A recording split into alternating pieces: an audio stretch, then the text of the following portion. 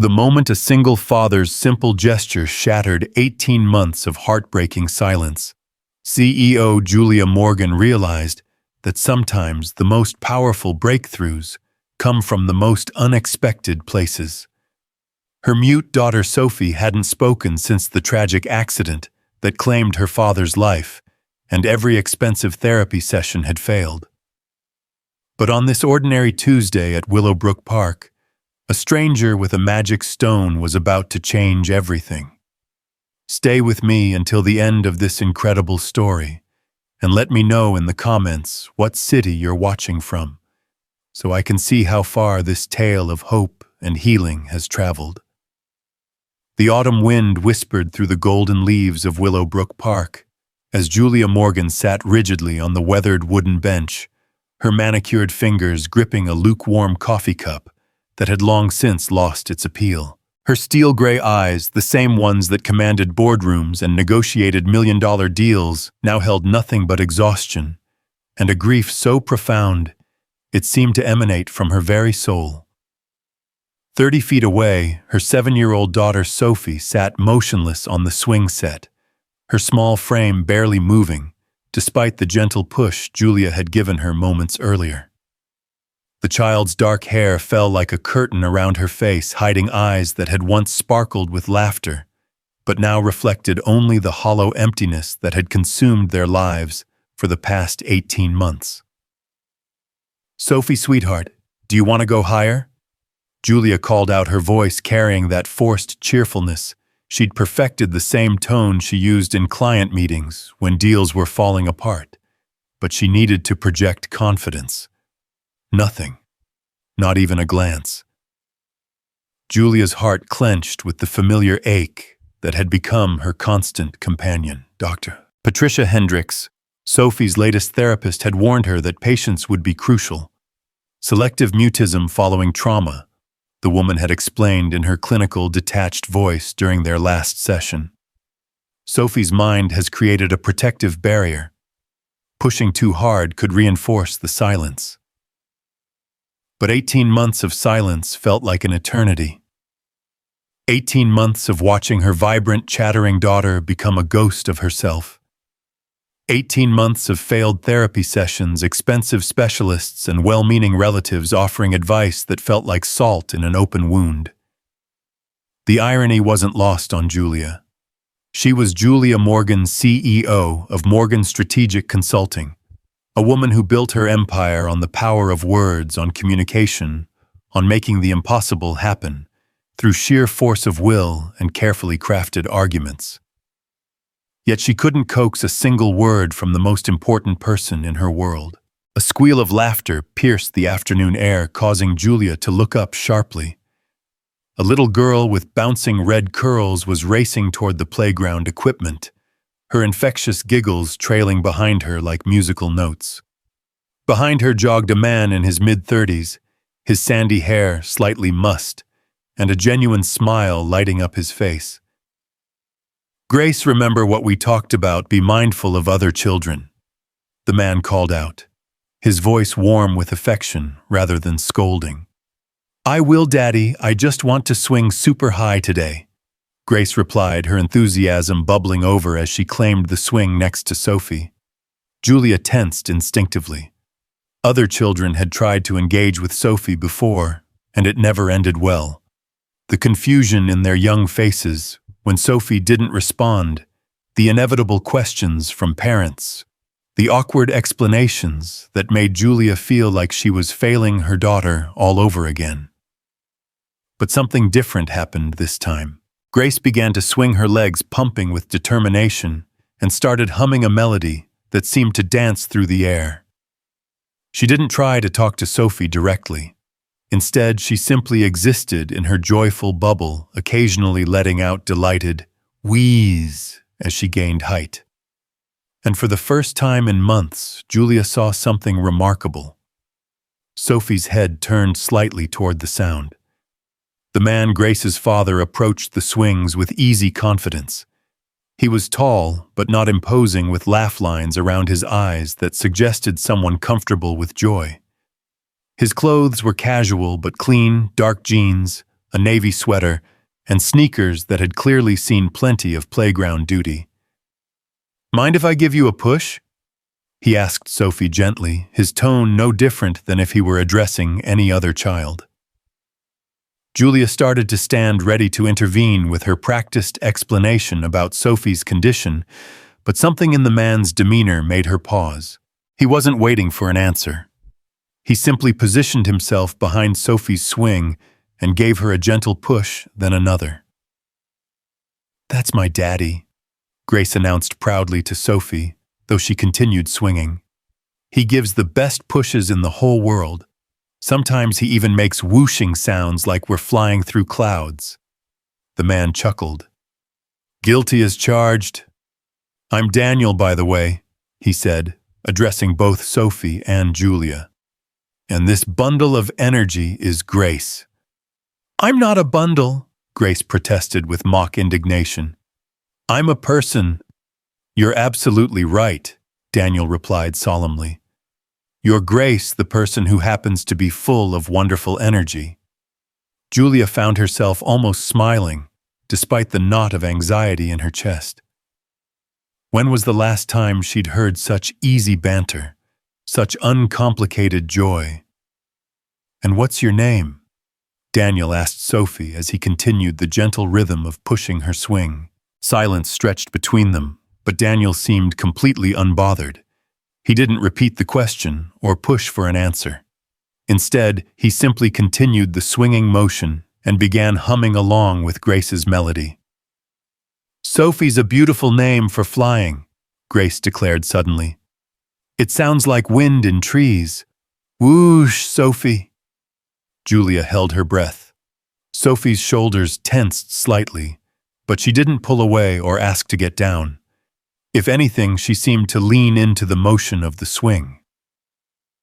"Grace has this theory," Daniel explained conversationally to Sophie, "that every name has its own flying sound.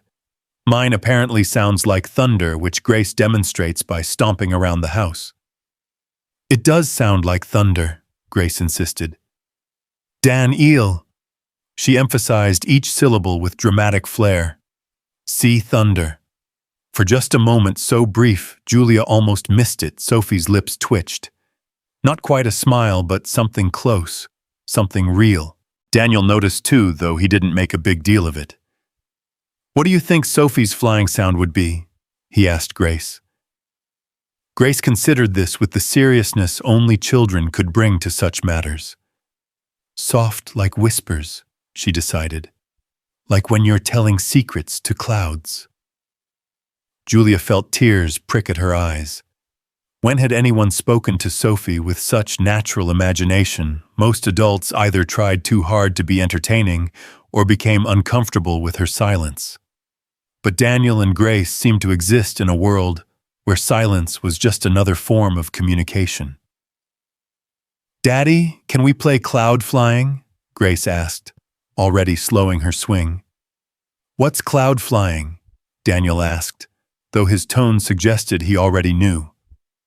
"It's when you pretend the swings are magic, and you're flying through clouds, and you have to make the sounds of wind and birds, and maybe dragons if there are any nearby dragons," Grace explained matter-of-factly. "Ah, of course. How could I forget?" Daniel grinned and looked at Sophie. "Would you like to try cloud flying? It's pretty advanced stuff, but I think you might be ready for it." Sophie's grip on the swing chains tightened, but she didn't shake her head or try to get down.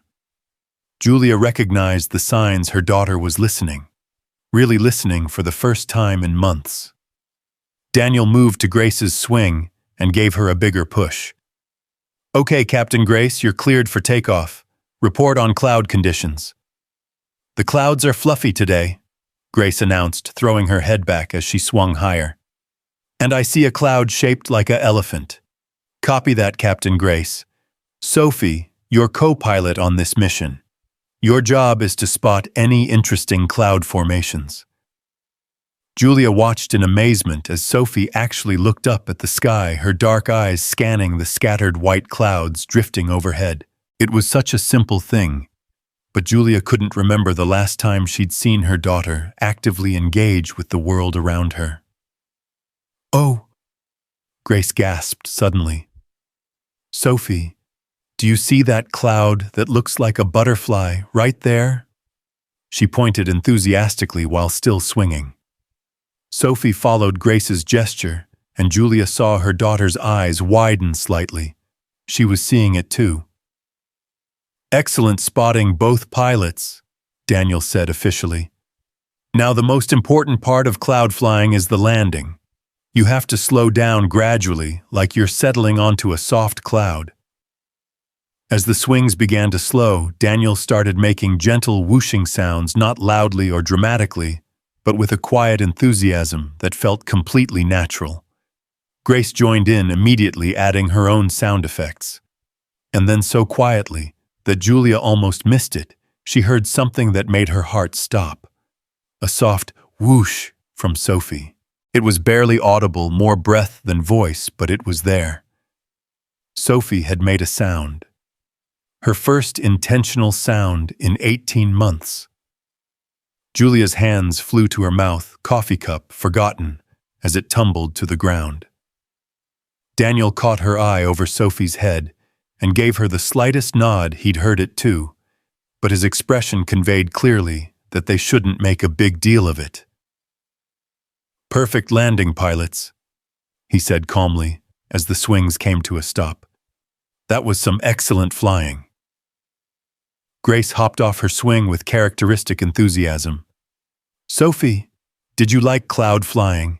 It's even better when there are dragons, but they're usually only out on Sundays." Sophie climbed down from her swing more slowly, her movements careful and deliberate. For a moment, she stood very still, looking at Grace with an expression Julia couldn't quite read. "Then, McCall of miracles." Sophie nodded. It was tiny, barely perceptible, but it was communication. Real, intentional communication. "Tomorrow's Wednesday." Grace continued, seemingly oblivious to the magnitude of what had just occurred. "But sometimes, if you ask very nicely, dragons will come out on other days too. You have to use your best flying voice, though." Julia saw Daniel's slight wince at Grace's innocent comment about using her voice, but Sophie didn't seem troubled by it. Instead, she was looking at Grace with something that might have been curiosity. "Grace, why don't you show Sophie the climbing structure?" Daniel suggested. "I think there might be a good dragon spotting tower over there." As the girls walked toward the playground equipment, Grace chattering and Sophie listening, Daniel approached Julia's bench. "I hope we weren't intruding," he said quietly. "Grace gets excited about making new friends." Julia shook her head, not trusting her voice for a moment.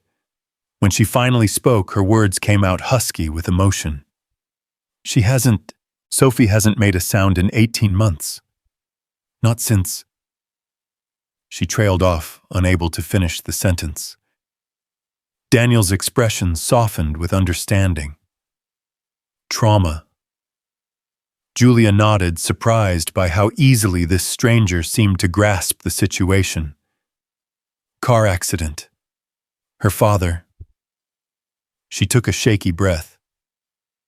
"The doctors say she's physically fine, but mentally, sometimes the mind protects us in ways that don't feel protective," Daniel said gently.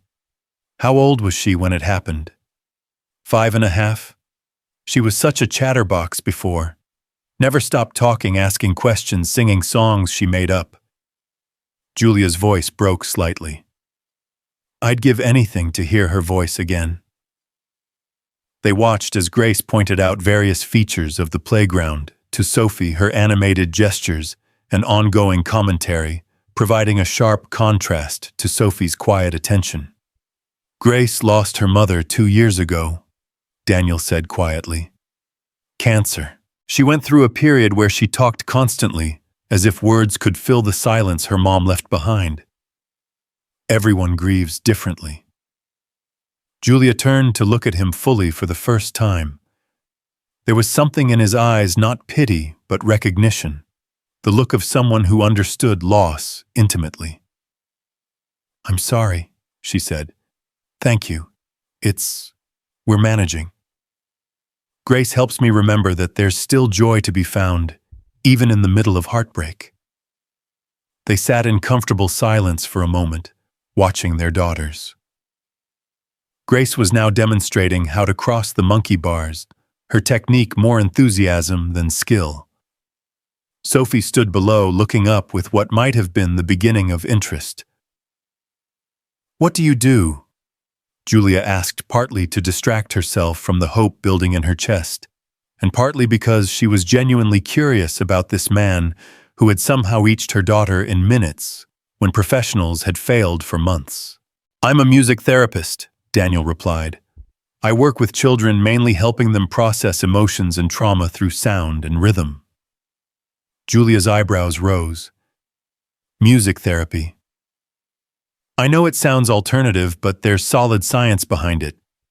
Music accesses parts of the brain that regular speech doesn't. Sometimes when words feel too dangerous, melody can be a safer way to communicate."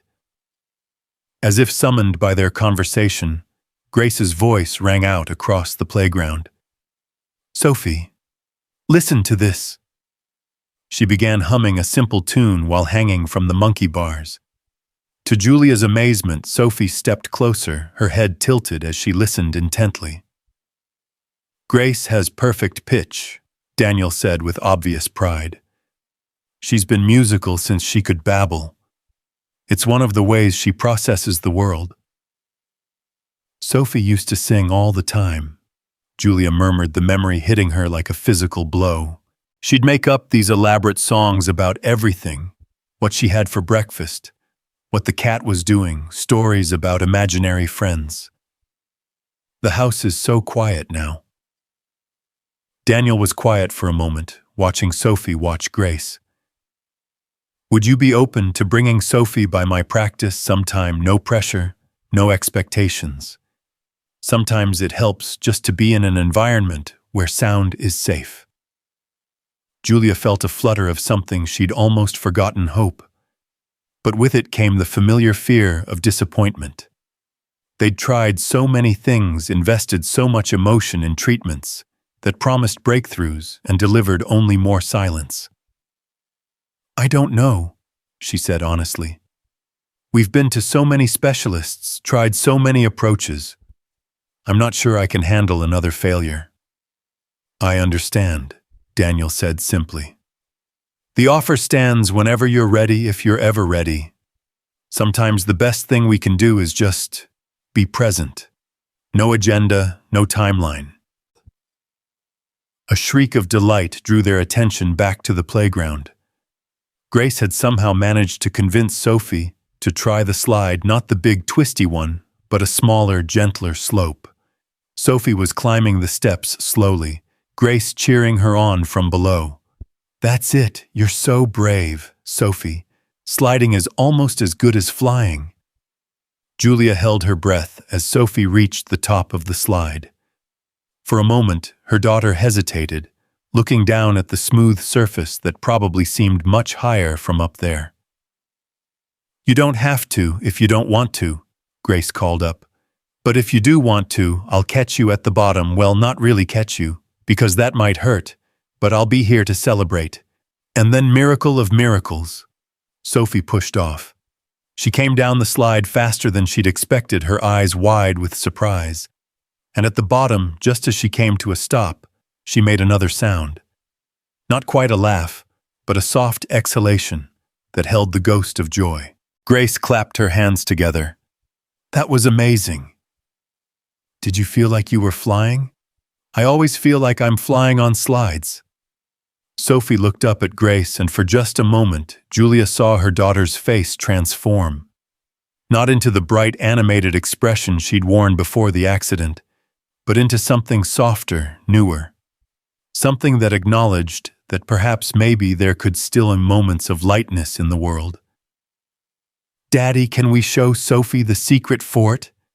Grace asked, bounding over to where the adults sat. "What secret fort?" Daniel asked with exaggerated confusion. The one behind the big oak tree. It's not really secret anymore because I just told everyone, but it's still pretty cool. Julia looked at her watch and felt the familiar weight of responsibility settling back on her shoulders.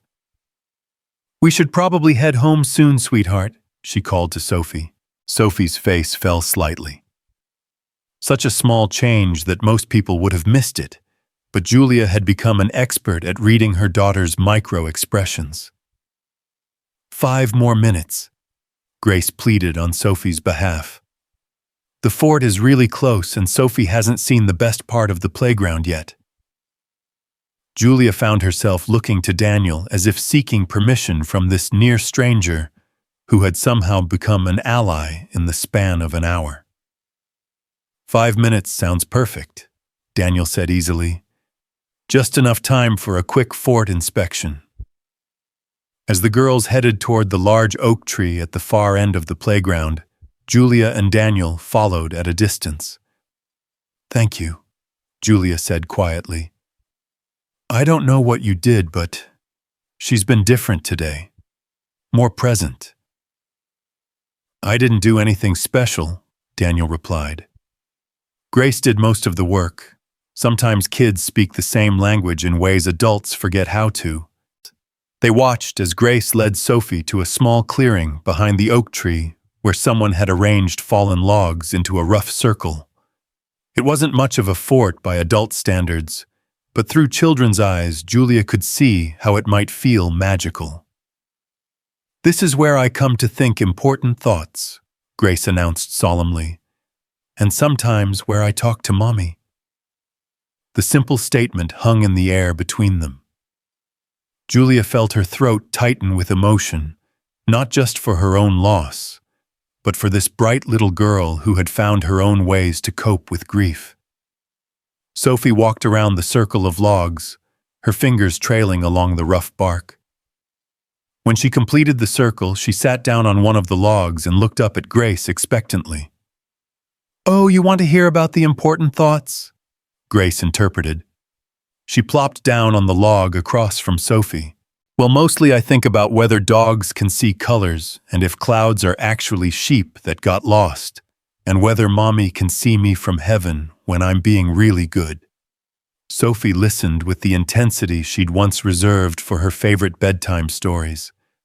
Julia remembered how Sophie used to hang on every word when Julia read to her, asking endless questions about characters and plot points and begging for just one more chapter. "What kind of important thoughts do you think?" Grace asked Sophie directly. The question hung in the air, and Julia tensed automatically. This was usually when other children got frustrated with Sophie's silence, when the magic of the moment would break and reality would come crashing back. But Grace seemed content to wait, swinging her legs and humming softly, while Sophie considered the question. And then so quietly that Julia almost missed it again, Sophie whispered, "Daddy thoughts." Julia's knees nearly buckled. Daniel's hand shot out to steady her, his grip warm and reassuring. Grace didn't react with surprise or excitement. Instead, she nodded solemnly, as if Sophie had just shared the most natural thing in the world. "Those are the most important thoughts of all," Grace said simply. "I have lots of mommy thoughts, too. Sometimes they make me sad, but sometimes they make me happy because I remember good things." Sophie nodded, a real definitive nod this time. "Do you want to tell the fort about your daddy thoughts?" Grace asked. "The fort is really good at keeping secrets and making sad thoughts feel less heavy." For a long moment, Sophie was silent. Julia held her breath, afraid to hope, afraid to even move lest she break whatever spell was being woven in this makeshift circle of logs. Then Sophie spoke again, her voice still barely above a whisper, but unmistakably there. "He liked swings, too." The words hit Julia like a physical blow. Michael had indeed loved swings. He used to spend hours pushing Sophie at their neighborhood park, making up elaborate stories about where she was flying, to what adventures awaited her in the clouds. "I bet he was really good at pushing," Grace said thoughtfully. The best daddies always give the best pushes. He made whoosh sounds too. Sophie continued, her voice gaining just a fraction more strength. Different whoosh sounds for different kinds of flying. Julia was crying now, tears streaming down her face as she listened to her daughter speak about her father for the first time since the accident. Daniel's hand was still on her shoulder, anchoring her to the moment. My mommy used to sing me flying songs, Grace shared. Sometimes I still hear them in the wind. Maybe your daddy's whoosh sounds are still in the wind too. Sophie looked up at the sky where the late afternoon light was beginning to paint the clouds in shades of gold and pink. Maybe, she whispered, and then, as if the conversation had unlocked something deep inside her, Sophie began to talk. Not in the endless stream of consciousness that had characterized her speech before the accident, but in careful, measured sentences that felt precious and deliberate. She told Grace about how her daddy used to take her to feed ducks at the pond, how he would let her stand on his feet while they danced in the kitchen, how he made funny voices when he read her bedtime stories. Grace listened to every word with the kind of attention most adults couldn't sustain, occasionally asking gentle questions or sharing related memories of her own mother. Julia and Daniel stood frozen at the edge of the clearing, afraid that any movement might break the spell. This was more than Sophie had said in 18 months, not just in quantity, but in emotional depth. She was processing, grieving, remembering out loud for the first time. As the sun began to sink lower in the sky, painting everything in warm golden light, the girls' conversation naturally wound down. Sophie had talked herself into a kind of peaceful exhaustion, while Grace seemed satisfied that she'd made a real friend. We should probably head home, Julia said softly, her voice still thick with emotion. Sophie stood up from her log slowly, as if reluctant to leave this magical circle where words had become possible again. Will you come back to the playground? Grace asked hopefully. Maybe tomorrow we could practice more cloud flying, and I could show you the dragon spotting techniques. Sophie looked to Julia, and in that look Julia saw a question, permission maybe, or hope that this hadn't been just a one-time occurrence. We can come back, Julia promised, her voice steadier now. If you'd like to. Sophie nodded, then did something that made Julia's heart soar. She walked over to Grace and very carefully, very deliberately, gave her a small hug. Thank you for sharing your fort, Sophie whispered into Grace's ear. Thank you for sharing your daddy thoughts, Grace whispered back. As they walked back through the park toward the parking area, Sophie stayed close to Julia's side but kept looking back toward where Grace and Daniel were gathering their own things.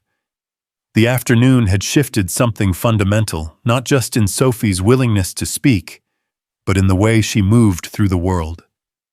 Julia, Daniel called out as they reached the edge of the parking lot. She turned Sophie's hand warm in hers. My practice is on Maple Street, just past the library. The door's always open if you change your mind about that visit. Julia nodded, not trusting herself to speak.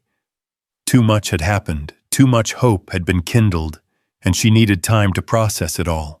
As they drove home in Julia's sleek black sedan, Sophie was quiet again, but it was a different kind of quiet. Not the hollow silence of the past 18 months, but a thoughtful, processing quiet. In the rearview mirror, Julia could see her daughter looking out the window, her lips moving slightly, as if she were practicing words, or maybe just remembering the feel of them. When they pulled into their driveway, a sprawling colonial in an upscale neighborhood where the lawns were always perfectly manicured and the silence was usually oppressive, Sophie spoke again. Mama! Julia's hands tightened on the steering wheel. It was the first time Sophie had called her anything other than a gesture or a look in over a year. Yes, sweetheart. Can we go back tomorrow to see Grace and the flying swings? Julia turned in her seat to look at her daughter fully. Sophie's dark eyes, so much like Michael's, held a spark that Julia had thought might be gone forever. "Yes," Julia whispered. "We can go back tomorrow." As they walked up the front steps to their house, Julia felt something she hadn't experienced in months, the possibility that tomorrow might be different than today. That maybe, just maybe, the long silence was finally beginning to break. The next morning arrived with the kind of crisp October air that made everything feel possible. Julia woke to find Sophie already dressed and sitting by her bedroom window, looking out toward the direction of Willowbrook Park. It was the first time in 18 months that her daughter had shown initiative about going anywhere. "Good morning, sweetheart," Julia said softly, settling beside Sophie on the window seat. "Sleep well." Sophie nodded, then surprised Julia by speaking without prompting. "I dreamed about flying. With Daddy." The words were simple, but they carried weight. For so long, Sophie's dreams had been filled with the screech of brakes and twisted metal nightmares that left her sobbing silently in Julia's arms. A dream about flying felt like a small miracle. "That sounds like a beautiful dream," Julia replied, smoothing Sophie's dark hair. "Are you ready for breakfast? We can head to the park after." "Can we bring the magic stone?" Sophie asked, her voice still whisper-soft, but gaining confidence. Julia paused, confused. "What magic stone, honey?" "The one Daniel told Grace about. For making voices stronger." Sophie's eyes were serious, as if this stone was the most important thing in the world. Julia's heart clenched with understanding. In the magical thinking of childhood, Sophie had latched onto the idea that there might be something tangible that could help her voice return. The fact that no such stone had actually been mentioned didn't matter.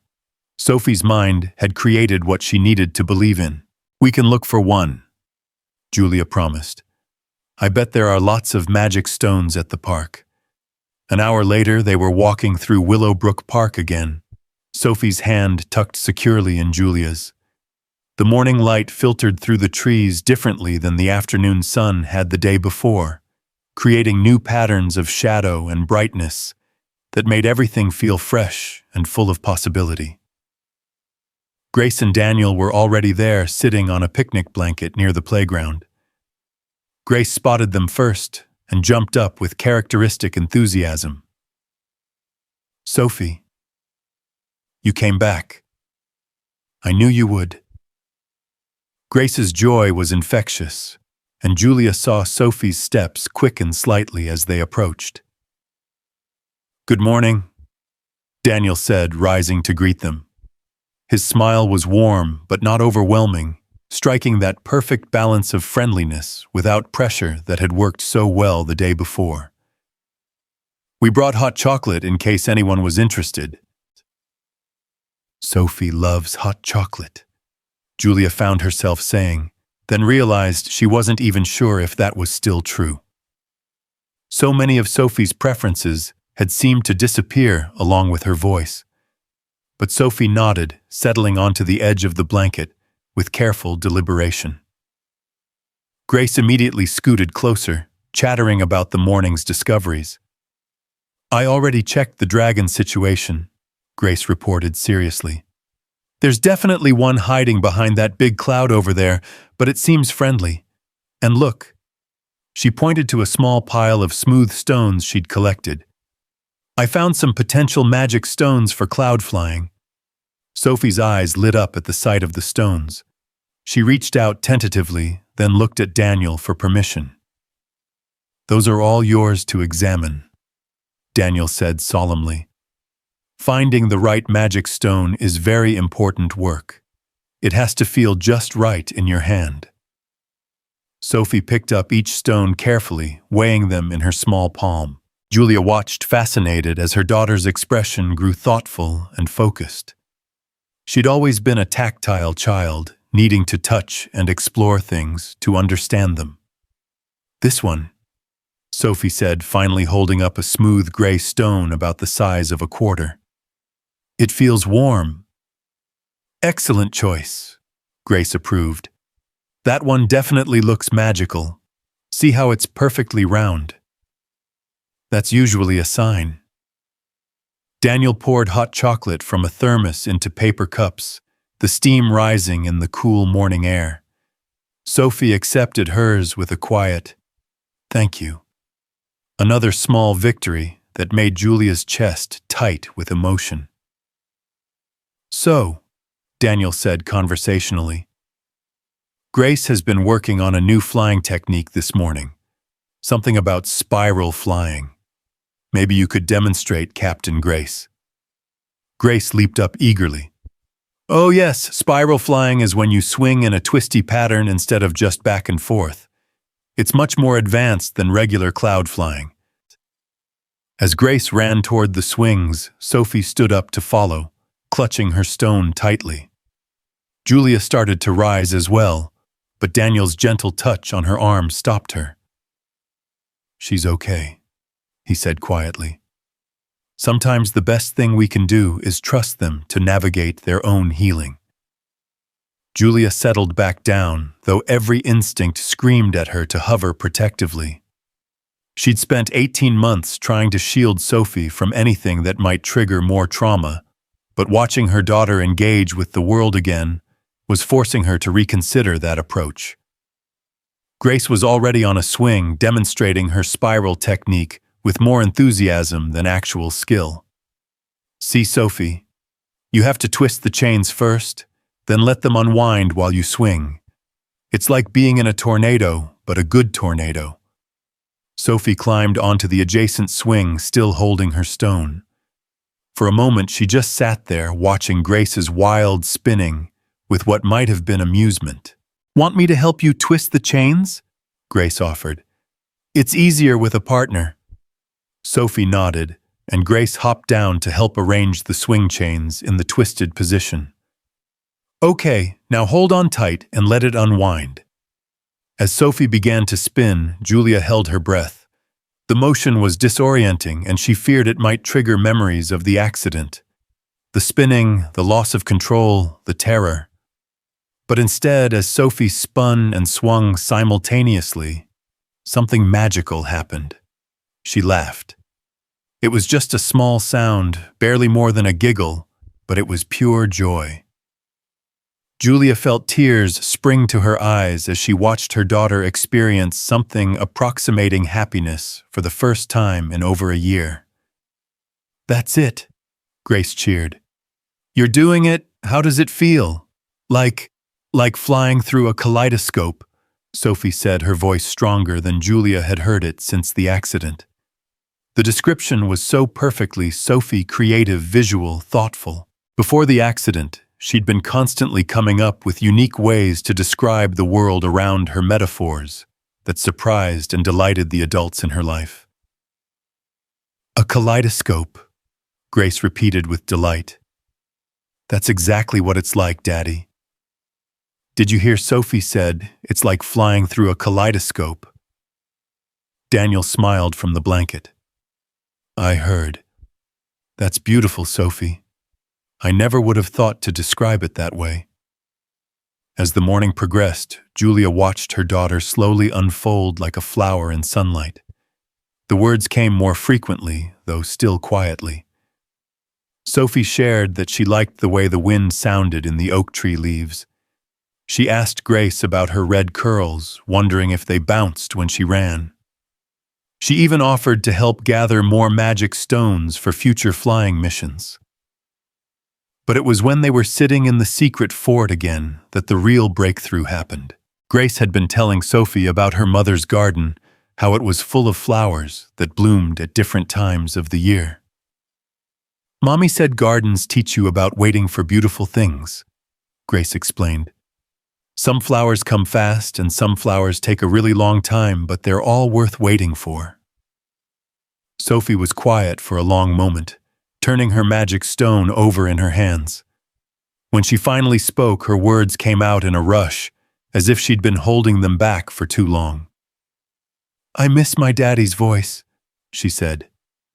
Sometimes I try to remember what it sounded like when he read me stories, but it gets fuzzy, like trying to remember a dream. Julia, who had been sitting on the edge of the fort circle, felt her heart break and heal simultaneously. This was what Dr. Hendricks had been hoping for Sophie, processing her grief out loud, working through the complicated emotions of loss. What kind of voice did he have? Grace asked gently. Deep and rumbly, like when you put your ear on someone's chest and you can feel the words inside them, Sophie said. He did different voices for all the characters in books. The mean characters always sounded scratchy, and the kind characters sounded like honey. He sounds like he was really good at reading stories, Grace said. He was the best. Sophie's voice wavered slightly. Sometimes I pretend he's still reading to me at night, but it's not the same when it's just pretend. Grace considered this seriously. Maybe he is still reading to you, just in a way you can't hear with your ears. Maybe you have to listen with your heart instead. It was such a mature sentiment from such a young child that Julia wondered if Grace was repeating something Daniel had told her about her own mother. Do you think so? Sophie asked hopefully. I know so, Grace said, with the confidence only children possessed. My mommy still talks to me too. Not with words, but with feelings, like when I'm sad, and suddenly I smell her perfume, or when I'm scared, and I remember how safe her hugs felt. Sophie nodded slowly, as if this made perfect sense to her. Sometimes I smell his cologne in my room. Mama says it's not really there, but I smell it anyway. Julia's breath caught. Sophie had never mentioned this before, and Julia had indeed assumed it was imagination, when Sophie had occasionally claimed to smell Michael's cologne in impossible places. It is really there, Grace said firmly. Just because grown-ups can't smell it doesn't mean it's not real. Love has its own smell. The simple wisdom of this statement hung in the air between them.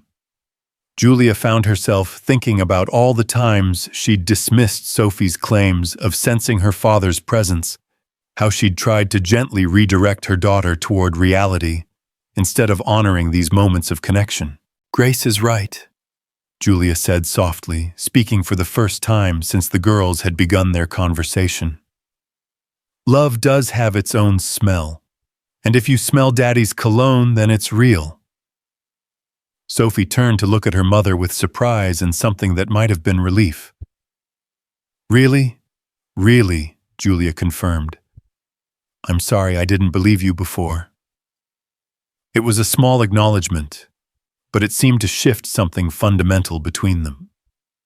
Sophie's shoulders relaxed as if she'd been carrying the weight of not being believed and could finally set it down. Mama, Sophie said suddenly, can I ask you something? Anything, sweetheart. Do you think Daddy would be proud of me for talking again? The question hit Julia like a physical blow. She'd been so focused on her own grief, her own desperation to hear Sophie's voice again, that she hadn't considered how Sophie might be processing the idea of healing in relation to her father's memory. Oh, sweetheart, Julia said, moving closer to her daughter. Daddy would be so proud of you, not just for talking, but for being brave enough to make a new friend, for trying new things, for sharing your feelings. He would be proud of you no matter what. Even when I couldn't talk, Sophie asked, her voice very small. Especially when you couldn't talk, Julia said firmly. Because that meant you were protecting yourself when you needed to. That's very smart and very brave. Sophie seemed to consider this, rolling her magic stone between her palms. I think I was tired of being quiet inside my head, she said finally. It got too lonely in there. Talking makes the loneliness smaller, Grace agreed sagely. At least that's what my daddy tells me when I'm sad about Mommy. As if summoned by the mention of his name, Daniel appeared at the edge of the fort clearing. "Sorry to interrupt," he said gently, "but I thought you might be getting hungry. There's a food truck in the parking lot selling grilled cheese sandwiches." "Grilled cheese?" Grace exclaimed, jumping up. "Sophie, do you like grilled cheese? It's basically the perfect food because it's cheese and bread and butter all melted together into happiness." Sophie stood up slowly, still clutching her stone. "I used to like grilled cheese," she said thoughtfully. "Before. I don't know if I still do." It was such an honest, vulnerable admission that Julia felt her throat tighten. How many of Sophie's preferences had been lost along with her voice?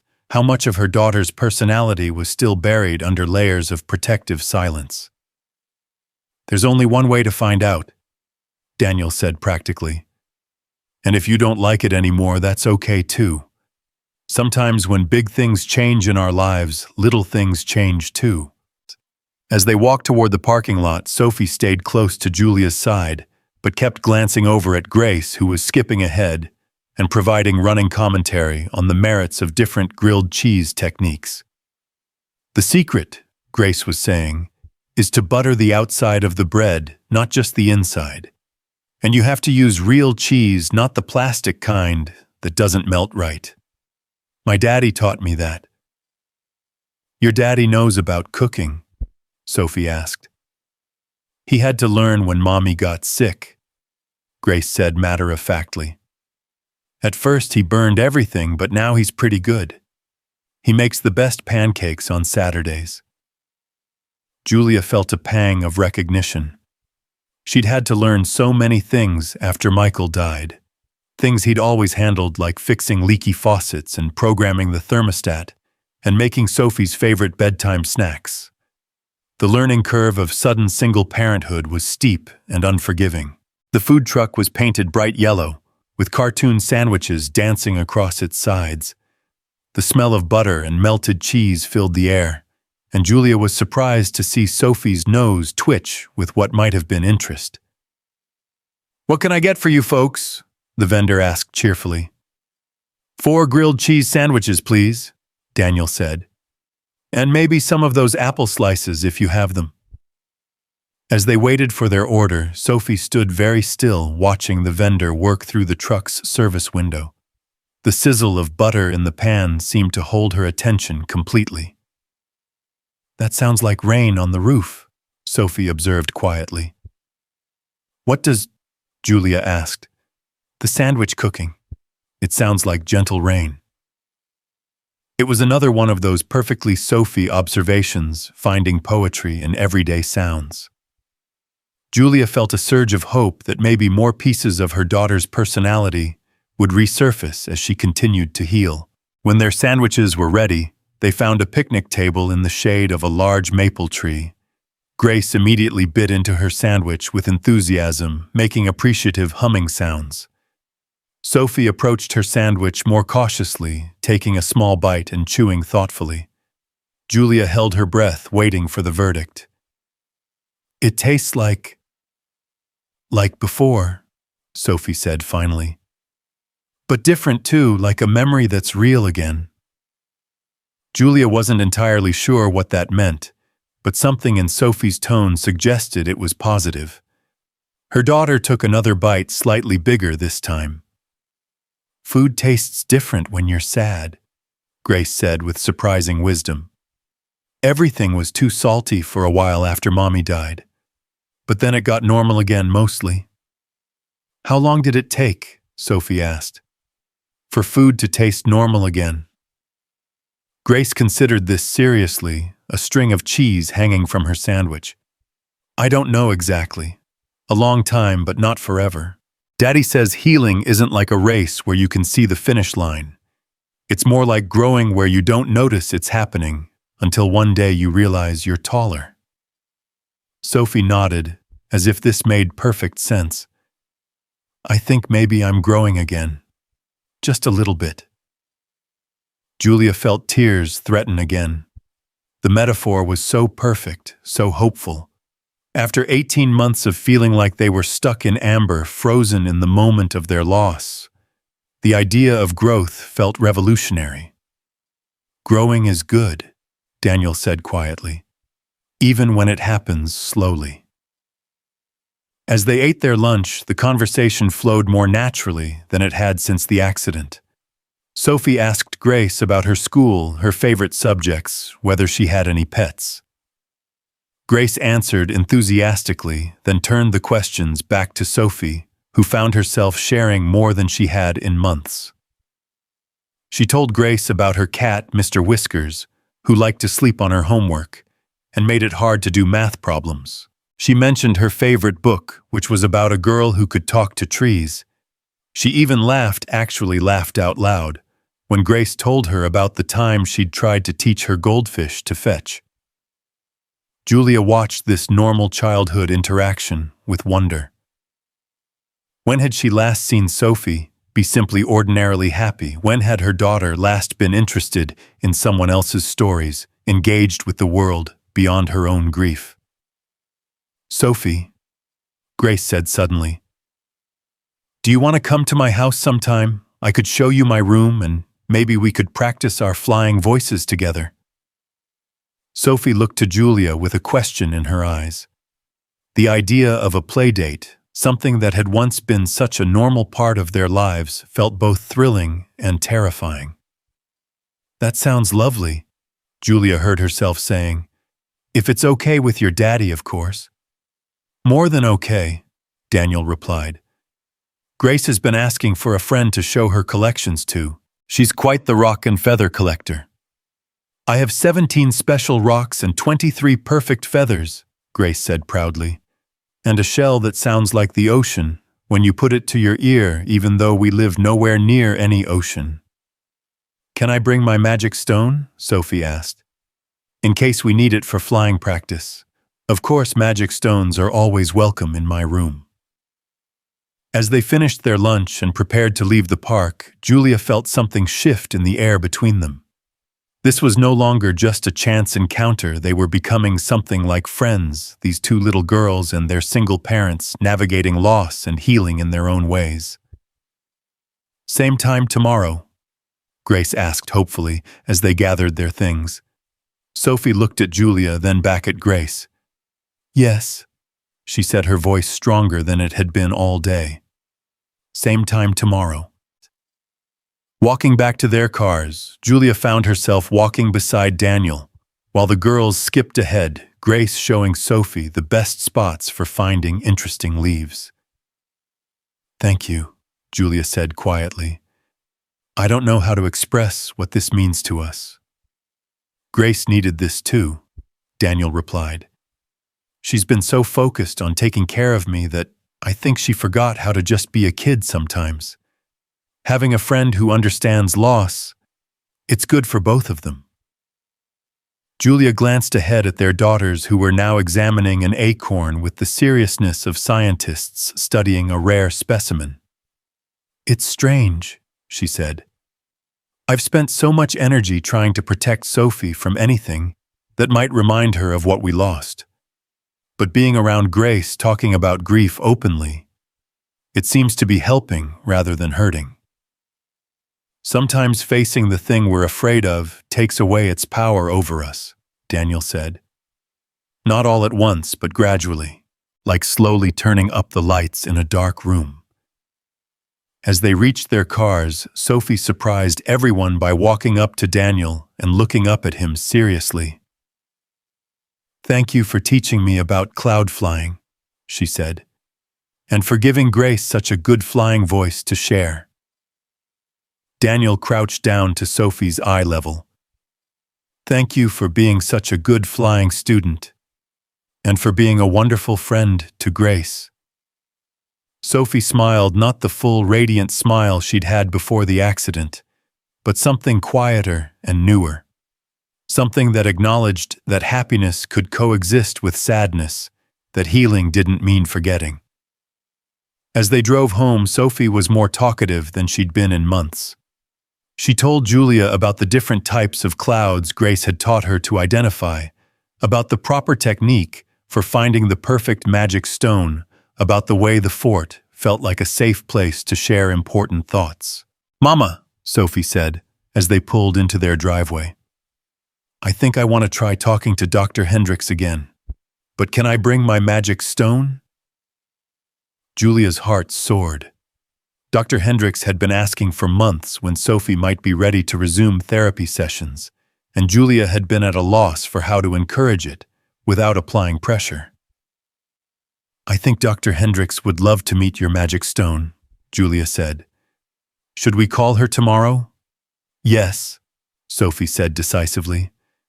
"I think I have some important thoughts to share with her too." That evening, as Julia tucked Sophie into bed, her daughter spoke more than she had since the accident. She talked about her day, about Grace's friendship, about feeling ready to remember good things about her father, without them hurting quite so much.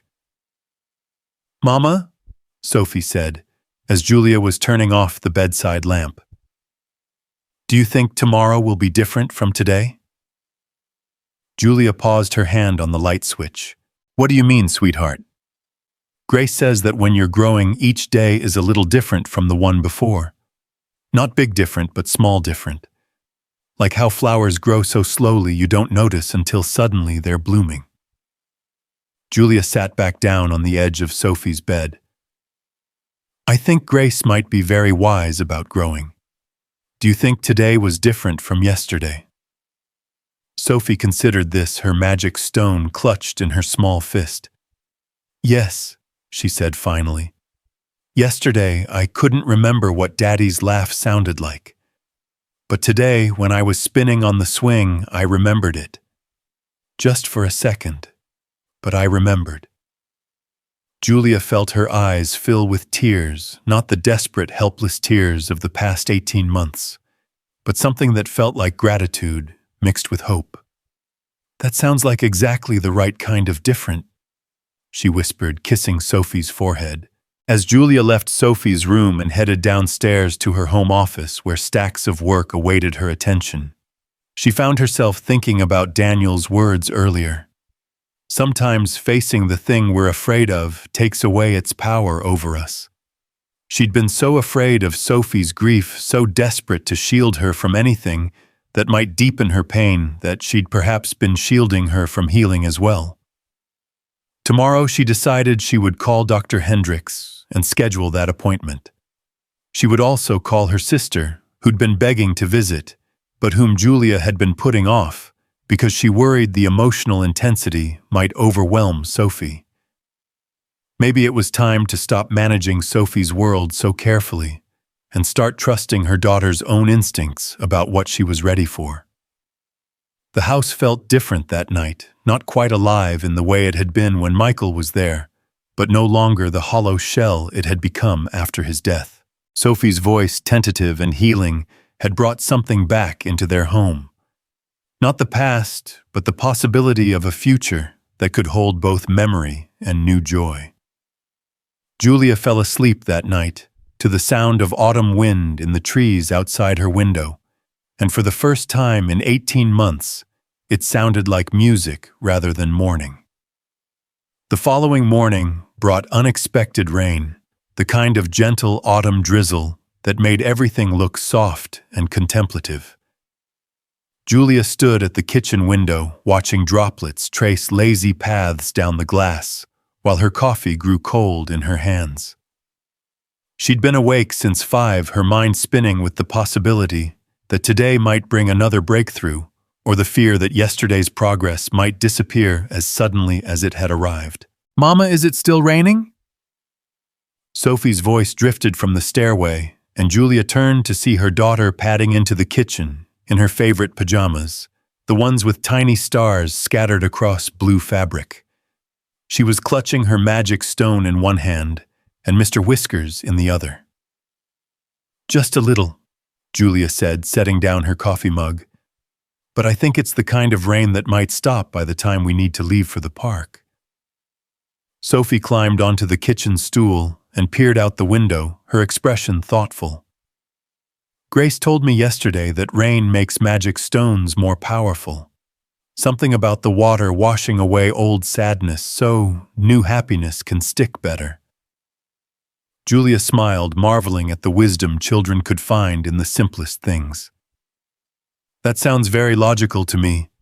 Should we test your stone's power level after the rain? Yes, Sophie said solemnly. But first, can you help me call Dr. Hendricks? I've been thinking about what I want to tell her. The request caught Julia off guard, even though Sophie had mentioned wanting to resume therapy the night before. Hearing her daughter take such initiative about her own healing felt surreal after months of coaxing and careful negotiations around every aspect of recovery. Of course, sweetheart. Do you want to call her now or after breakfast? Now, Sophie said decisively. I want to tell her about Grace and the flying swings and my magic stone. And I want to ask her if she thinks Daddy would be proud of me for talking again. Julia's throat tightened. The question that had emerged yesterday in the fort was clearly still weighing on Sophie's mind. She pulled out her phone and dialed Dr. Hendricks's office number, which she knew by heart after 18 months of appointments. Dr. Hendricks's office, this is Margaret speaking. Hi, Margaret. It's Julia Morgan. I was wondering if Dr. Hendricks might have any availability this week. Sophie is ready to resume her sessions. There was a pause, and Julia could hear the surprise in Margaret's voice when she responded. Oh my goodness, that's wonderful news. Let me check her schedule. Would this afternoon work? She had a cancellation at 2 o'clock. Julia looked at Sophie, who was nodding eagerly. That would be perfect. Thank you. As Julia hung up the phone, Sophie slid off her stool and walked over to give her mother a hug, the first unprompted physical affection she'd initiated in months. Thank you for believing I'm ready, Sophie whispered into Julia's shoulder. You know yourself better than anyone else, Julia replied, holding her daughter close and breathing in the familiar scent of her strawberry shampoo. I'm proud of you for trusting your own feelings. By 10 o'clock, the rain had indeed stopped, leaving the world washed clean and sparkling. Sophie had eaten breakfast, actually eaten, not just pushed food around her plate, and had spent 20 minutes carefully selecting which clothes would be best for park activities and therapy appointments. When they arrived at Willowbrook Park, Daniel and Grace were already there, sitting on their familiar picnic blanket. But today there was something different about the scene. Daniel had brought what appeared to be a small, portable keyboard, and Grace was bent over it with intense concentration. Sophie, Grace called out when she spotted them approaching. Look what Daddy brought.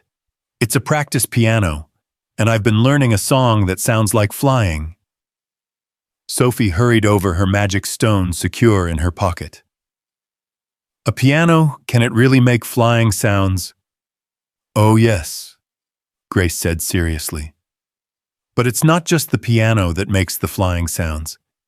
It's the person playing it. The piano just helps the flying sounds come out of your fingers instead of your voice. Daniel smiled at Julia over the girls' heads. I thought we might try something different today. Music therapy in the great outdoors. Is that what you do at your practice? Sophie asked, settling onto the blanket beside Grace. Help people make flying sounds with pianos. Among other things, Daniel said. I help people find their voices in lots of different ways. Sometimes through singing, sometimes through instruments, sometimes just through listening to music that matches how they're feeling inside. Sophie considered this with the seriousness she brought to all new concepts. What if someone's feelings are too big for regular words? That's when music becomes especially helpful, Daniel explained. Music can hold feelings that are too big or too complicated for words alone. Grace had been quietly pressing keys during this conversation, and suddenly she began to play a simple melody that did indeed sound like something floating through air. The notes were light and ascending, with little trills that sparkled like sunlight on water. That's beautiful, Grace, Julia said, settling onto the blanket. Did you make that up? Daddy helped me, Grace said proudly. We call it cloud dancing. Want to hear the part that sounds like spinning through a kaleidoscope? As Grace played a more complex section with swirling arpeggios. Sophie's eyes widened with recognition. It does sound like kaleidoscope flying. How did you know what that would sound like? I listened to you yesterday when you were spinning on the swing, Grace said matter-of-factly. You made this little humming sound while you were flying, and I remembered it, and asked Daddy to help me find the right notes. Sophie looked amazed. I was humming, I didn't know I was humming. Sometimes our voices know things before our minds do, Daniel said gently. Music has a way of sneaking out even when we think we're being quiet. Grace slid off the bench and patted the space beside her.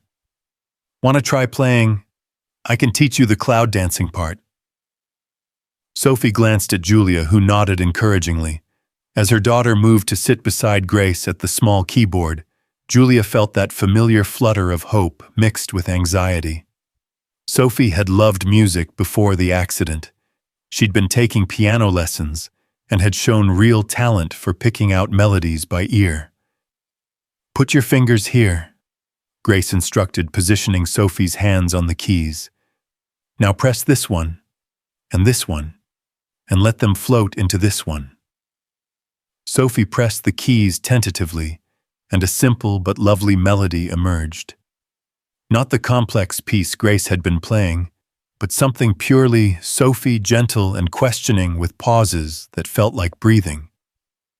That's perfect, Grace exclaimed. That sounds like morning clouds, the soft ones that look like cotton balls. It does, Sophie agreed, pressing the keys again with slightly more confidence. What would afternoon clouds sound like? Bigger, Grace decided. And maybe a little more golden. She demonstrated with deeper notes that seemed to glow with warmth. As the girls experimented with different cloud sounds, Julia found herself in conversation with Daniel about the upcoming therapy appointment. Sophie wanted to call Dr. Hendricks this morning, Julia explained quietly. She says she has important thoughts to share. I'm amazed by how much initiative she's taking in her own healing process. That's a very good sign, Daniel said. When children start advocating for their own needs, it usually means they're beginning to trust their own inner wisdom again. Have you seen this before? Children recovering from selective mutism after trauma? Daniel nodded. Every child's journey is different, but yes. Sometimes the voice comes back gradually, and sometimes it returns in bursts. The key is usually feeling safe enough to be vulnerable again. They watched as Sophie began to play a melody that Julia recognized, a simplified version of Twinkle, Twinkle, Little Star, but played with such tenderness that it sounded like a lullaby for the sky itself. Daddy used to sing that to me, Sophie said, suddenly, her fingers still moving across the keys. When I was scared of thunderstorms, he said the stars were watching over me even when I couldn't see them through the clouds. Grace nodded solemnly. My mommy used to say something like that. She said the moon was always there, even in the daytime when you couldn't see it. Do you think they're both watching us now? Sophie asked, looking up at the sky where puffy white clouds drifted lazily across the blue. I know they are, Grace said with absolute certainty. And I bet they love hearing us make music together. Sophie smiled, not the tentative, fragile smile of the past few days, but something broader and more genuine. She began to play again, this time humming along with the melody. Her voice was soft but steady, carrying the tune with growing confidence. Julia felt tears spring to her eyes. Michael had indeed sung to Sophie during thunderstorms, and hearing that memory transformed into music felt like watching a miracle unfold in real time. Can I try something? Daniel asked, gently moving to sit on Sophie's other side at the keyboard. There's a technique called musical conversation where two people take turns playing like they're talking to each other with notes instead of words. Sophie nodded and Daniel played a simple four-note phrase that sounded like a question. Sophie listened carefully, then responded with her own four notes that seemed to answer him. Back and forth they went, their musical conversation growing more complex and expressive with each exchange. "It's like they're telling each other secrets," Grace whispered to Julia, her voice full of wonder. And perhaps they were. Sophie's musical responses seemed to carry emotions she wasn't yet ready to put into words: longing, sadness, hope, and something that might have been forgiveness. Daniel's replies were gentle and supportive, acknowledging each emotional offering without trying to fix or change it. After several minutes of this musical dialogue, Sophie played a final phrase that sounded like a sigh of relief. Then she turned to Daniel with shining eyes. "That felt like what my heart sounds like when it's trying to remember how to be happy," she said. Daniel's expression was soft with understanding. "That's exactly what music therapy is supposed to do, help your heart find its voice." "Is that what we'll do at your practice, have musical conversations?" "If you'd like to. We could also explore other ways music might help you process your feelings. Sometimes singing helps, sometimes listening, sometimes just making sound for the joy of it." Sophie was quiet for a moment, considering this. "I think I'd like to try that. After I talked to Dr. Hendricks today." "The two work really well together," Daniel assured her.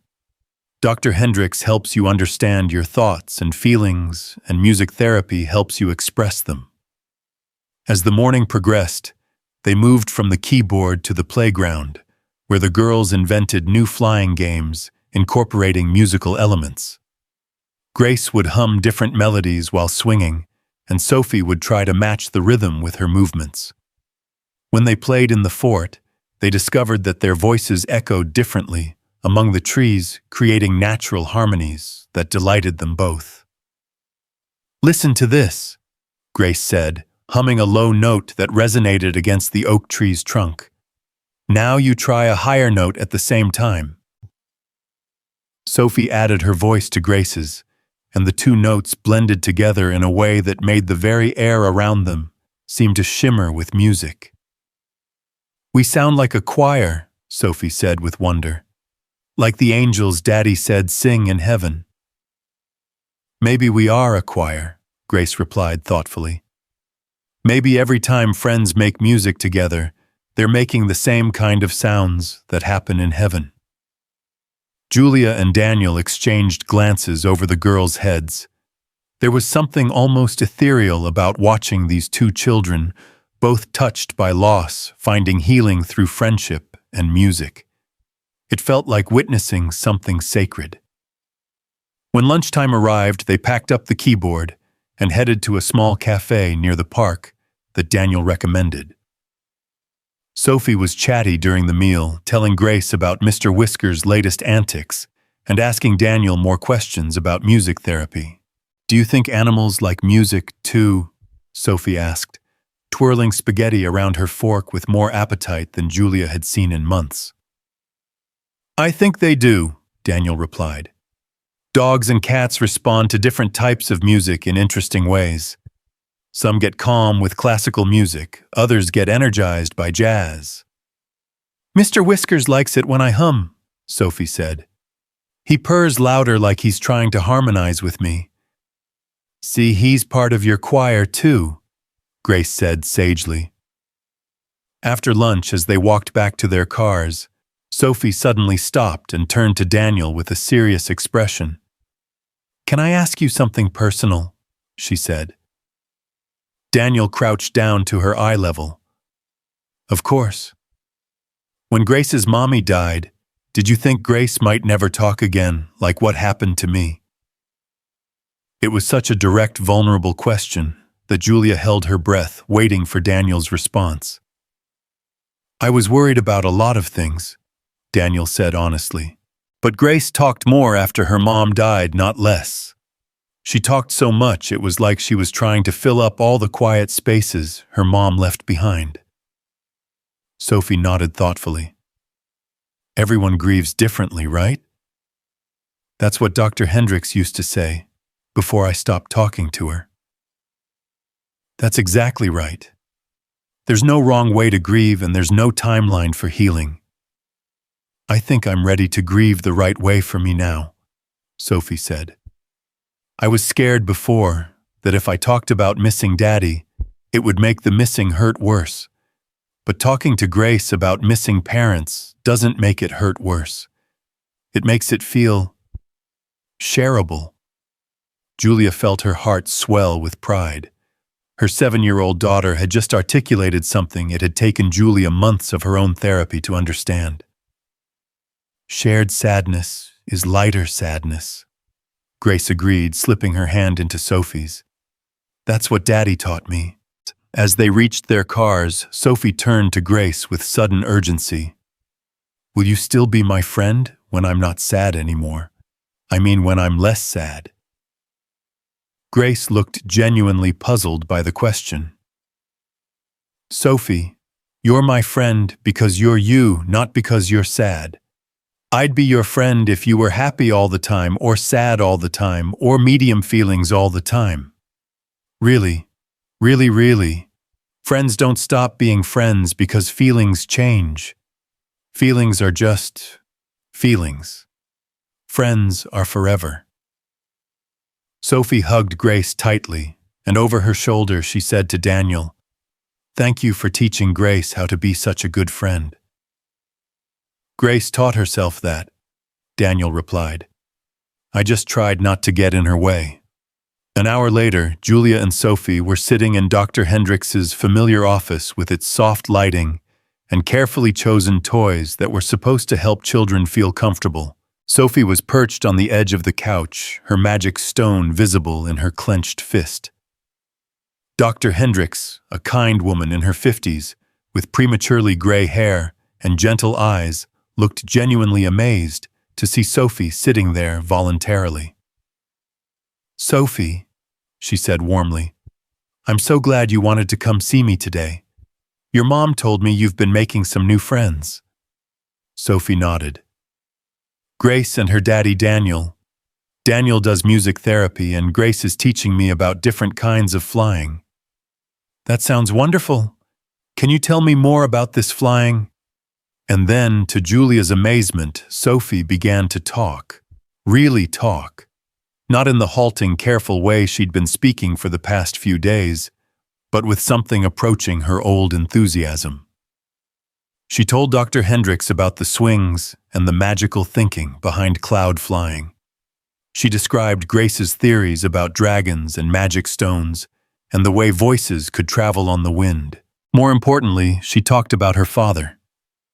I was scared that if I talked about missing Daddy, people would try to make me stop missing him, Sophie explained, rolling her magic stone between her palms.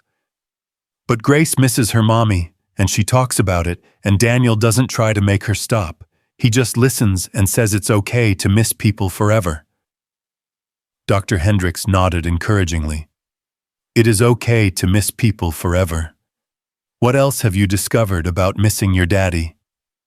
That I can miss him and be happy about other things at the same time, Sophie said thoughtfully. Yesterday I was sad about not remembering his voice clearly, but I was also happy about learning to play piano melodies with Grace. Both feelings were true at the same time. That's a very mature observation, Sophie. How does it feel to hold both of those feelings together? Sophie considered this seriously. Like being a bigger person inside. Like there's more room in me for complicated things. Julia felt tears threatening again. When had her 7-year-old daughter become so wise? The session continued for another 30 minutes, with Sophie sharing more about her fears, her memories, and her growing sense that it might be possible to heal without forgetting. She asked Dr. Hendricks the question that had been weighing on her. Would her father be proud of her for talking again? What do you think? Dr. Hendricks asked gently. Sophie was quiet for a long moment.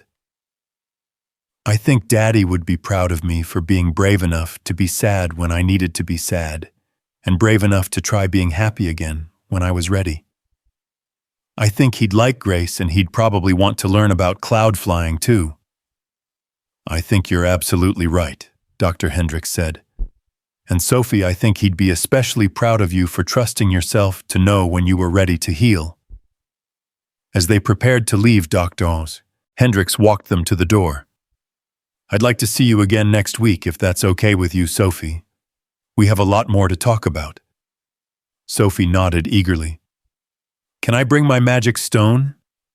And maybe next time I could tell you about the musical conversations. I'd love to hear about both of those things. Driving home, Sophie was unusually quiet, but it was the thoughtful quiet of someone processing new understanding, rather than the hollow silence of the past 18 months. How did that feel? Julia asked as they pulled into their driveway. Good, Sophie said simply. Really good. Like I don't have to carry all my feelings by myself anymore. That evening, as Julia was making dinner, Sophie came into the kitchen carrying her magic stone and something else, a small notebook Julia hadn't seen before. What's that, sweetheart? I'm starting a journal, Sophie announced. Dr. Hendricks suggested it. I want to write down all the good things that happen each day so I don't forget them. Today, I want to write about the musical conversation with Daniel, and how Grace's hug felt like sunshine, and how Mr. Whiskers purred extra loud when I practiced humming. Julia paused in her chopping of vegetables, overwhelmed by the normalcy of the moment. Sophie, planning for tomorrow, engaging with the present, actively choosing to document joy. These were the behaviors of a child who believed in her own future again. That sounds like a wonderful idea, Julia said. Would you like to write in it now or after dinner? Now, Sophie decided, settling at the kitchen table with her notebook and a set of colored pencils. I want to make sure I remember everything exactly right. As Sophie wrote and drew, occasionally asking Julia how to spell words like kaleidoscope and harmonize, Julia felt something shift in her own chest. For 18 months, she'd been holding her breath, waiting for her daughter to come back to life. Tonight, she finally felt like she could exhale. Sophie was still changed by loss, she always would be. But she was also healing, growing, becoming someone new and resilient and surprisingly wise. The little girl who'd stopped speaking after trauma was becoming a young person who understood that healing didn't mean forgetting, that friendship could be found in unexpected places, and that sometimes the most profound conversations happened without words at all. When Sophie finished her journal entry, she showed it to Julia proudly. Along with her careful 7-year-old handwriting, she'd drawn pictures of swings that looked like musical notes, clouds shaped like hearts, and 2 stick figures holding hands under a rainbow. This is us and Grace and Daniel, Sophie explained, pointing to the stick figures. The rainbow is all the music we made together. It's beautiful, sweetheart. Are you excited to see them again tomorrow? Sophie nodded emphatically. Grace said she wants to teach me a song about brave butterflies, and Daniel said maybe I could try writing my own musical conversation to play for them. As Julia tucked Sophie into bed that night, her daughter was clutching both her magic stone and her new journal. Mama, Sophie said, as Julia was turning off the light, I think tomorrow is going to be even more different from today than today was from yesterday. What makes you think that? Sophie smiled in the darkness. Because every day I remember a little more about who I am, and every day discover a little more about who I'm becoming. Grace says that's what growing up really means. Julia kissed her daughter's forehead, marveling at the wisdom that seemed to flow so naturally from this remarkable little girl who'd found her voice again through friendship music and the simple magic of being understood. Sweet dreams, my brave butterfly. Julia whispered, using Sophie's old nickname for the first time since the accident. Sweet dreams, Mama. Tomorrow we're going to make even more beautiful music. And as Julia closed Sophie's bedroom door and headed downstairs, she found herself actually humming, for the first time in 18 months. The melody was simple and hopeful, floating through their house like a promise of all the good tomorrows still to come. 3 weeks later, the November air carried the crisp promise of winter, as Julia sat in her car outside Daniel's music therapy practice on Maple Street, watching Sophie skip up the front steps with an enthusiasm that still caught Julia off guard. Her daughter was clutching her journal, now filled with dozens of entries about daily discoveries and the magic stone that had become her constant companion. The building was a converted Victorian house painted soft yellow with white trim, its front porch lined with wind chimes that created gentle melodies in the autumn breeze. A sign by the door read, Harmony Healing Center, in flowing script, and through the large front windows, Julia could see children's artwork covering the walls inside. Are you coming in today, Mama? Sophie asked, turning back toward the car. Over the past weeks, she'd grown comfortable enough with Daniel's practice to sometimes go in alone, but today felt different somehow, more significant.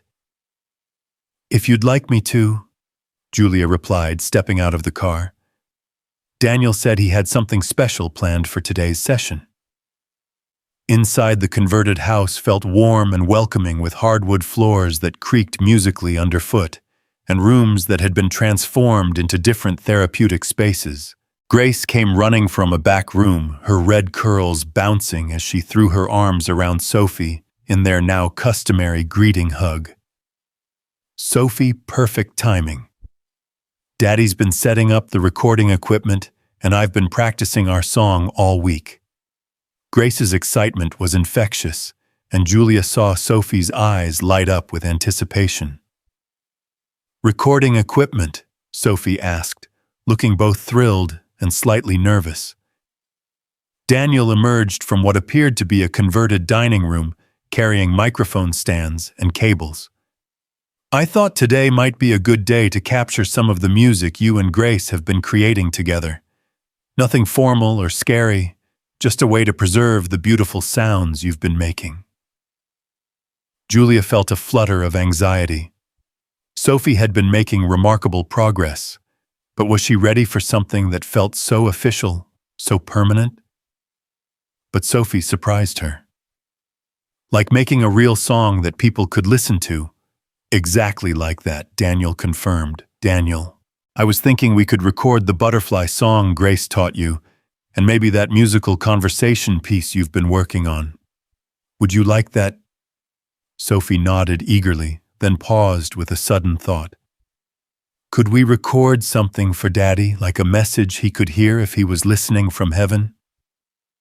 The question hung in the air, so innocent and yet so profound, that Julia felt her breath catch. Grace immediately understood the significance and grabbed Sophie's hands. Oh yes, like when I sing to Mommy in the garden, Daddy would love that. Grace's enthusiasm made the idea feel natural rather than heartbreaking. Daniel's expression was gentle and encouraging. That sounds like a beautiful idea, Sophie. What would you want to say to him? Sophie thought for a moment, rolling her magic stone between her palms, a gesture that had become her way of accessing her deepest thoughts. I want to tell him about how I found my voice again, and about Grace, and about how missing him doesn't feel so scary anymore, because I know he's proud of me for being brave. Julia felt tears threaten, but they were different tears than she'd cried over the past 18 months. These were tears of recognition, seeing her daughter not just healing, but thriving in ways that honored both her grief and her growth. Let's start with something easier and work our way up to that, Daniel suggested practically. Why don't you and Grace show me the butterfly song first? The recording room was cozy with acoustic panels on the walls, and a beautiful grand piano taking up most of the space. Grace immediately went to the piano bench, while Sophie settled into a comfortable chair nearby her journal, open on her lap. The butterfly song is about being brave enough to change, Grace explained to Julia and Daniel as her fingers found the opening chords. Butterflies have to trust that being different is okay, just like people do when they're growing up, after sad things happen.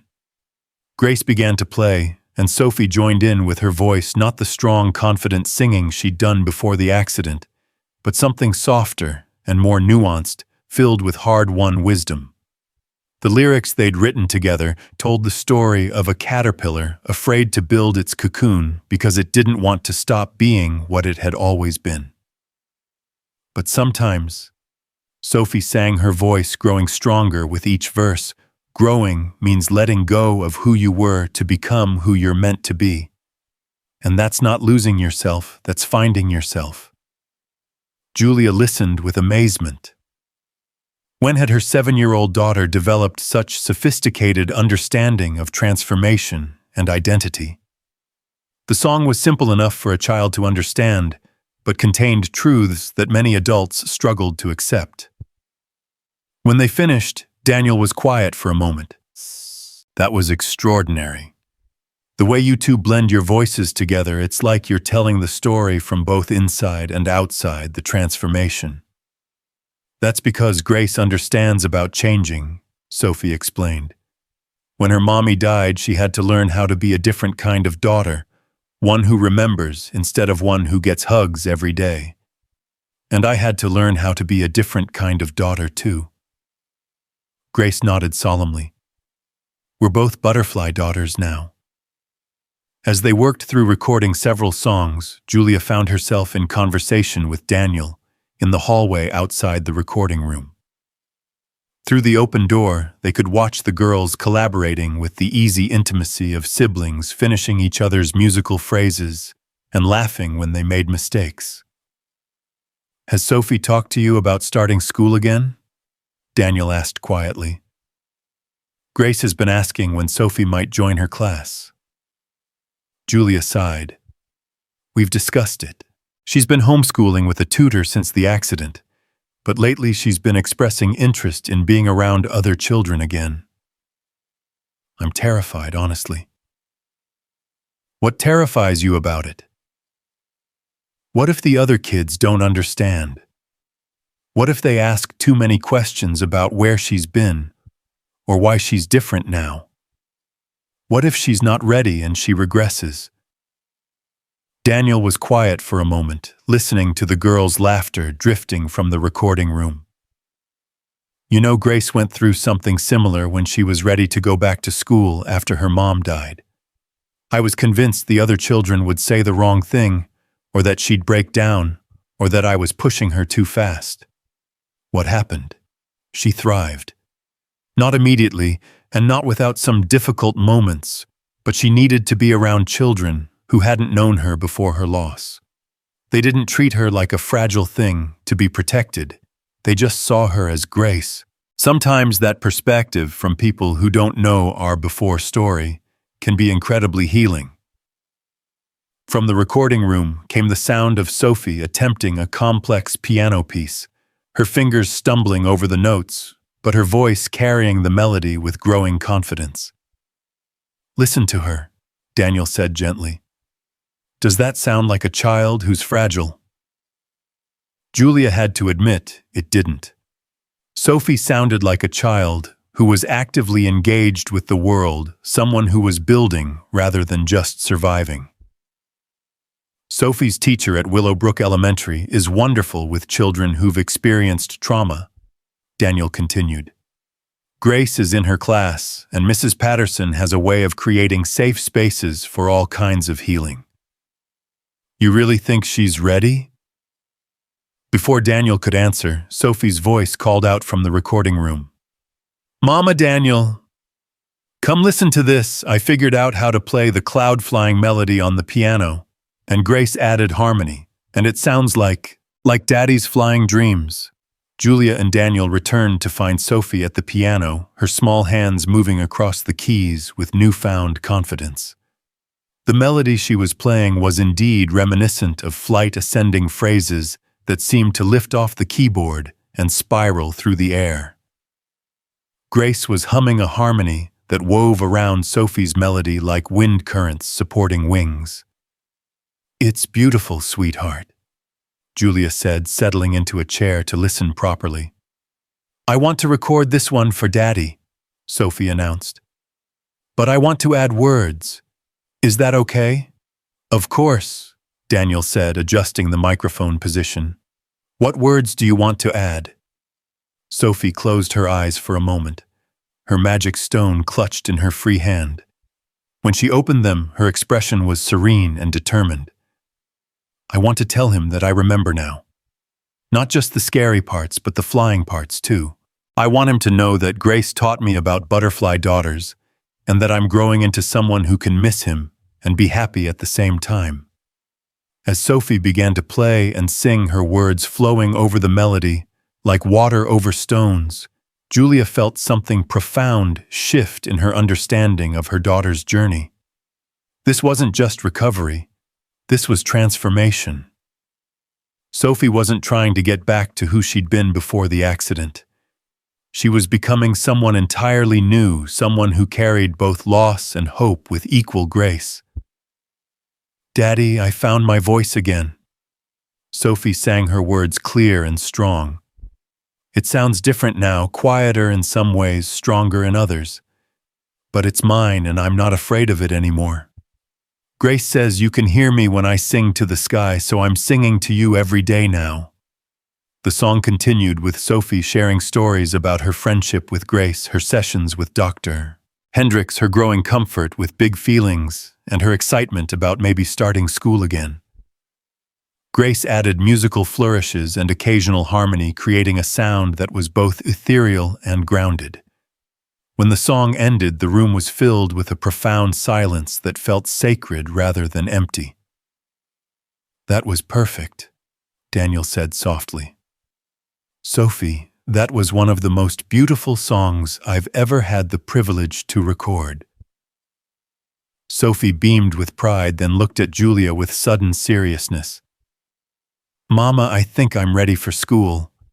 Not because I'm all better, I don't think I'll ever be all better from missing Daddy, but because I'm ready to be myself in new places with new people."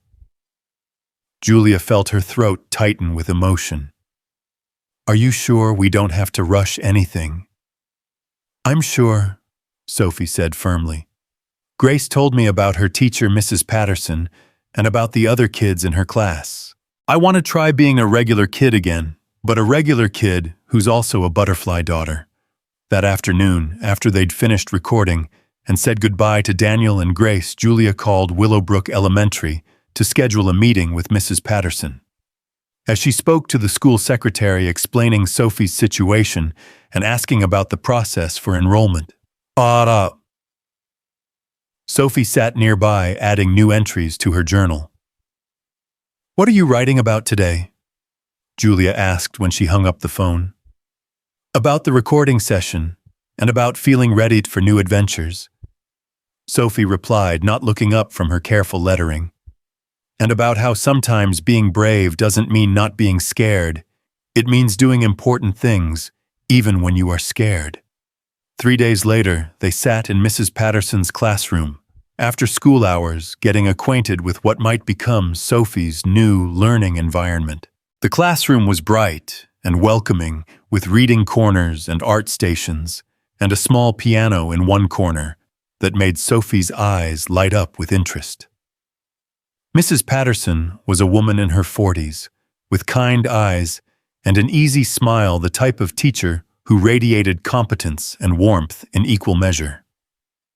She spoke to Sophie directly, rather than talking over her head to Julia, treating her as a person worthy of respect and attention.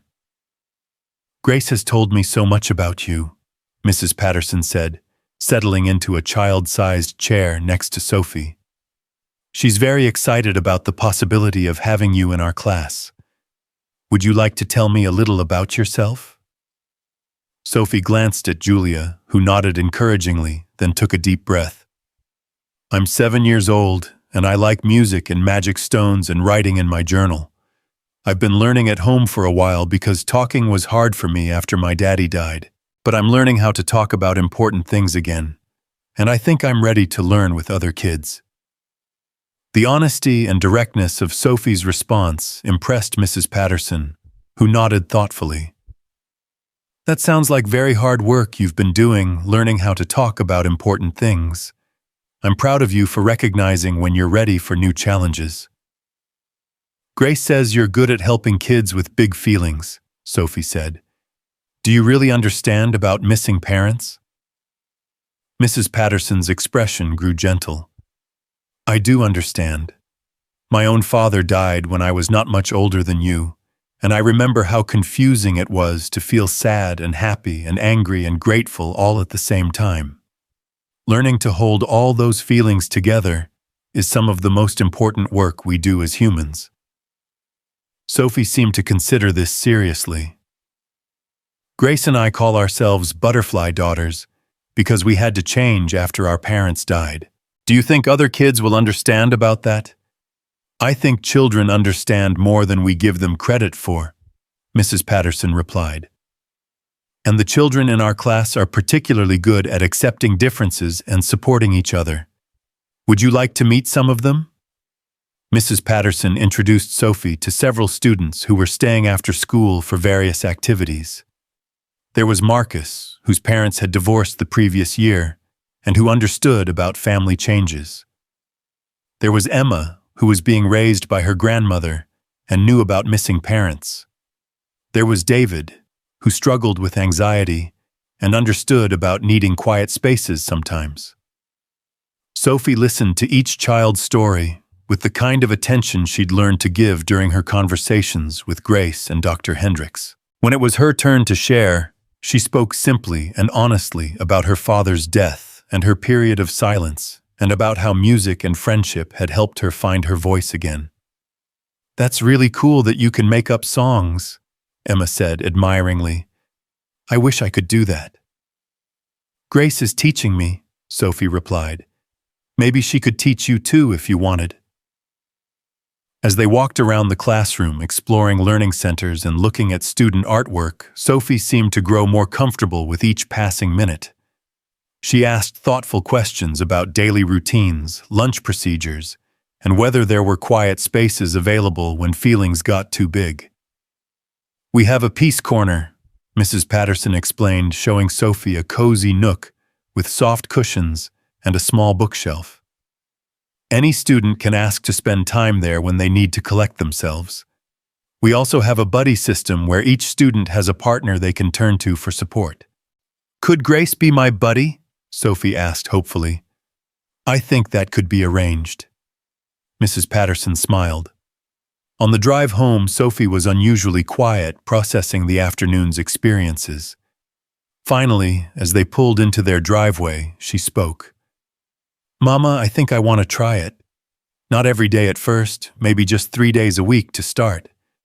But I think I'm ready to be around kids who don't know about my before time." Julia felt a mixture of pride and terror. Her protective instincts wanted to keep Sophie safe at home where she could monitor every interaction and shield her from potential hurt. But her rational mind recognized that Sophie was demonstrating remarkable self-awareness about her own readiness. "If that's what you want, then we'll make it happen," Julia said. "But you have to promise to tell me if it becomes too much, okay? There's no shame in needing more time." "I promise," Sophie said solemnly. "But Mama, I think I'm stronger than we thought I was. Not the same kind of strong I was before Daddy died, but a different kind. A butterfly daughter kind of strong." That evening, Sophie called Grace to share the news about starting school. Julia listened from the kitchen as her daughter's excited chatter filled the house, discussing which days she'd attend, what supplies she'd need, and what songs they might perform for their classmates. "Grace wants to write a welcome song for my first day," Sophie announced when she hung up the phone. "She says new beginnings deserve their own music." Later, as Julia was tucking Sophie into bed, her daughter pulled out her journal for her nightly writing ritual. The entries had grown longer and more complex over the weeks, documenting not just daily events, but Sophie's evolving understanding of herself and her place in the world. "What are you writing about tonight?" Julia asked, settling on the edge of the bed. "About being excited and scared at the same time, and how that's okay." Sophie said, her pencil moving carefully across the page. "And about how Daddy would probably want me to try new things, even if they feel big and scary." She paused in her writing and looked up at Julia with serious eyes. "Mama, do you think Daddy would be proud of how we're both growing? Not just me, but you too." The question caught Julia off guard. She'd been so focused on Sophie's healing journey that she hadn't fully considered her own transformation over the past few weeks. But Sophie was right. Julia had been growing too, learning to trust her daughter's instincts, finding the courage to step back and let Sophie lead her own recovery. "I think he'd be amazed by both of us," Julia said honestly. "I think he'd be proud of how brave you've been and how you've learned to help yourself heal. And maybe he'd be proud of me for learning to trust you, to know what you need." Sophie smiled and returned to her journal entry. As she wrote, she spoke her thoughts aloud, a habit she'd developed that Julia found both endearing and insightful. "Today, I decided to be brave about school," Sophie wrote and spoke simultaneously. "Not because I'm not scared, but because being scared doesn't mean I can't do important things. Grace says courage isn't the opposite of fear, it's doing what matters, even when you're afraid." Julia watched her daughter write, marveling at the wisdom that seemed to flow so naturally from her small hands. Sophie was documenting her own healing journey with the thoroughness of a researcher and the heart of a poet. "I'm still a girl who misses her daddy every day," Sophie continued writing. "But I'm also a girl who has a best friend and who makes music and who's ready to meet new people. I can be both things at the same time, and that's okay." When Sophie finished her entry, she closed the journal and settled into bed, clutching her magic stone as she had every night for weeks. "Mama," she said, as Julia was turning off the bedside lamp, "tomorrow is going to be different from today again, isn't it?" "Yes, sweetheart. How does that feel?" Sophie was quiet for a moment, considering. "Good," she said finally. "Really good. Because I'm not afraid of different anymore. Different means growing, and growing means becoming who I'm supposed to be." As Julia kissed her daughter goodnight and headed downstairs, she reflected on the remarkable journey they'd traveled together over the past month. From that first day at Willowbrook Park, when Sophie had made her first tentative sounds, to tonight's confident declaration about embracing change, the transformation had been nothing short of miraculous. But perhaps the real miracle wasn't that Sophie had found her voice again. Perhaps it was that she'd found a new voice, one that could hold complexity and contradiction, joy and sorrow, fear and courage all at the same time. She'd become someone who understood that healing didn't mean forgetting, that growing sometimes meant letting go of who you used to become who you were meant to be. And in watching Sophie's transformation, Julia had undergone her own metamorphosis. She'd learned to trust her daughter's inner wisdom, to support rather than direct Sophie's healing journey, and to find hope in the midst of ongoing grief. Tomorrow would indeed be different from today. In a week, Sophie would start her first day at Willowbrook Elementary, nervous but determined, carrying her magic stone and her journal, and all the hard-won wisdom of a butterfly daughter, ready to spread her wings in new spaces. Julia fell asleep that night to the sound of November wind in the trees outside her window, and for the first time since Michael's death, it sounded like a lullaby of possibility, rather than a lament for what was lost. 6 months later, the spring air hummed with the kind of energy that made everything feel possible, as Julia sat in the auditorium of Willowbrook Elementary, watching children file onto the small stage for the annual spring recital. Her heart raced with anticipation and pride as she spotted Sophie among the performers, her daughter's dark hair gleaming under the stage lights, her magic stone now polished smooth from months of handling, tucked safely in her pocket.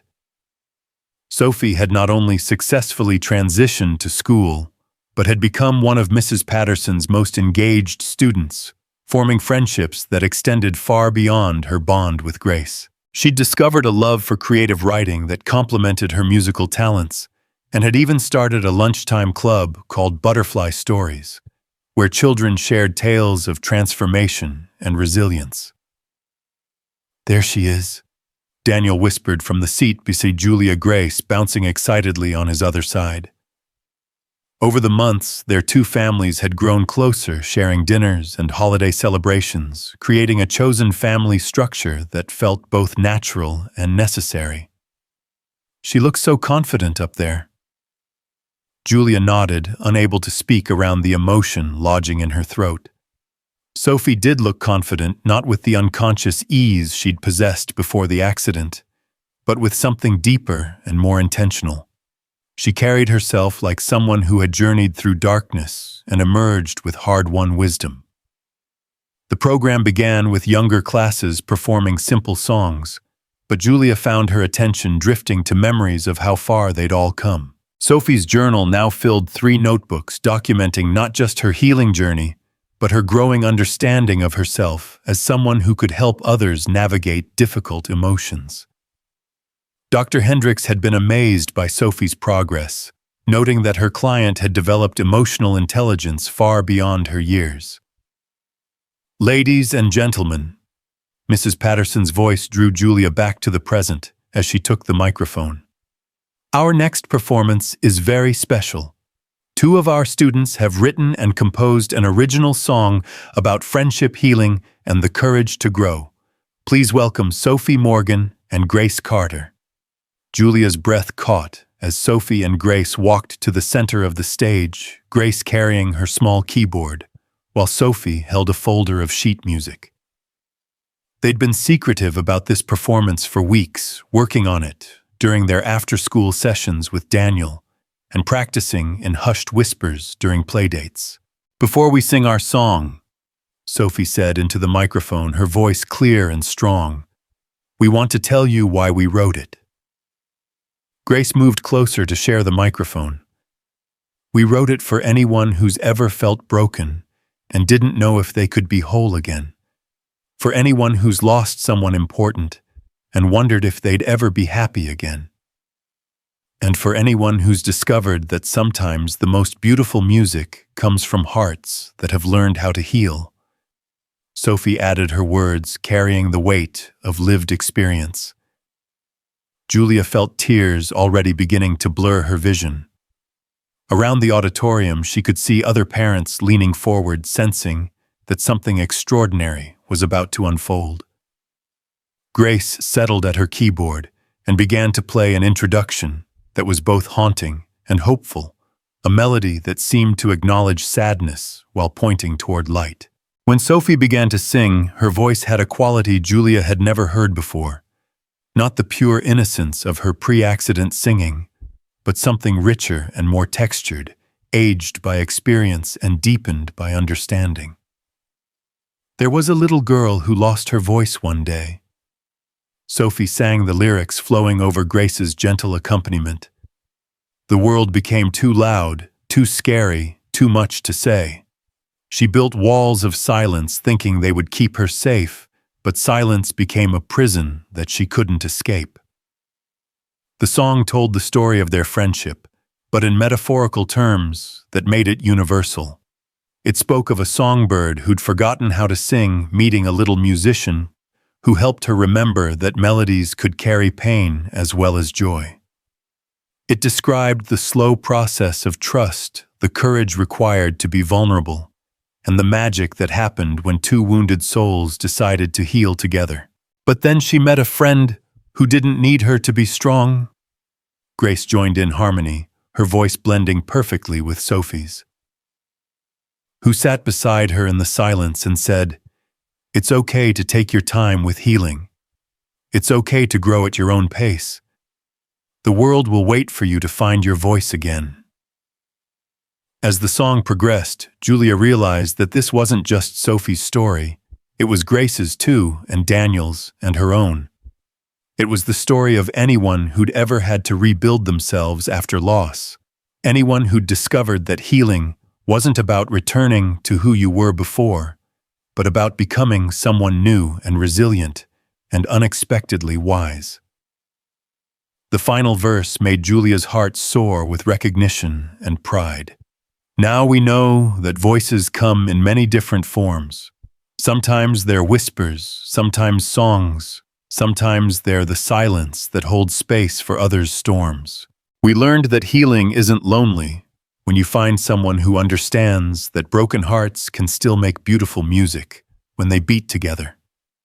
As the song ended, the auditorium erupted in applause that felt different from typical recital appreciation. This was the sound of a community recognizing something profound, parents and teachers and children responding to the authentic vulnerability these two young performers had shared.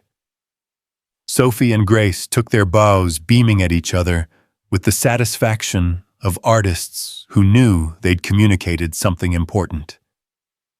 As they left the stage, Julia saw Sophie scan the audience until her eyes found Julia's, and the smile that passed between them contained months of shared growth and mutual pride. After the recital, the lobby buzzed with conversations about the girls' performance. Julia found herself surrounded by other parents, teachers, and community members who wanted to share how deeply the song had affected them. "Your daughter is remarkable," said a woman Julia recognized as the mother of one of Sophie's classmates. "My son has been struggling since his grandmother died last year, and hearing Sophie's story tonight, I think it might help him understand that it's okay to take time to heal." Mrs. Patterson approached with tears in her eyes. "Julia, I have to tell you, Sophie has become one of our most compassionate students. Just yesterday, she spent her recess sitting with a new student who was feeling overwhelmed, teaching her breathing exercises she learned from Dr. Hendricks. She has this gift for helping other children feel less alone with their big feelings." Daniel appeared at Julia's side, Grace's hand in his, both of them glowing with pride. "I keep thinking about that first day at the park," he said quietly. "Did you ever imagine we'd end up here?" Julia shook her head, watching Sophie across the lobby as she demonstrated proper magic stone-holding technique to a group of younger children who'd been fascinated by her story. "I couldn't have imagined any of this. 6 months ago, I was just hoping she might speak again. I never dreamed she'd become someone who helps other people find their voices too." "That's what healing does," Grace said, with characteristic wisdom, looking up at the adults with serious eyes.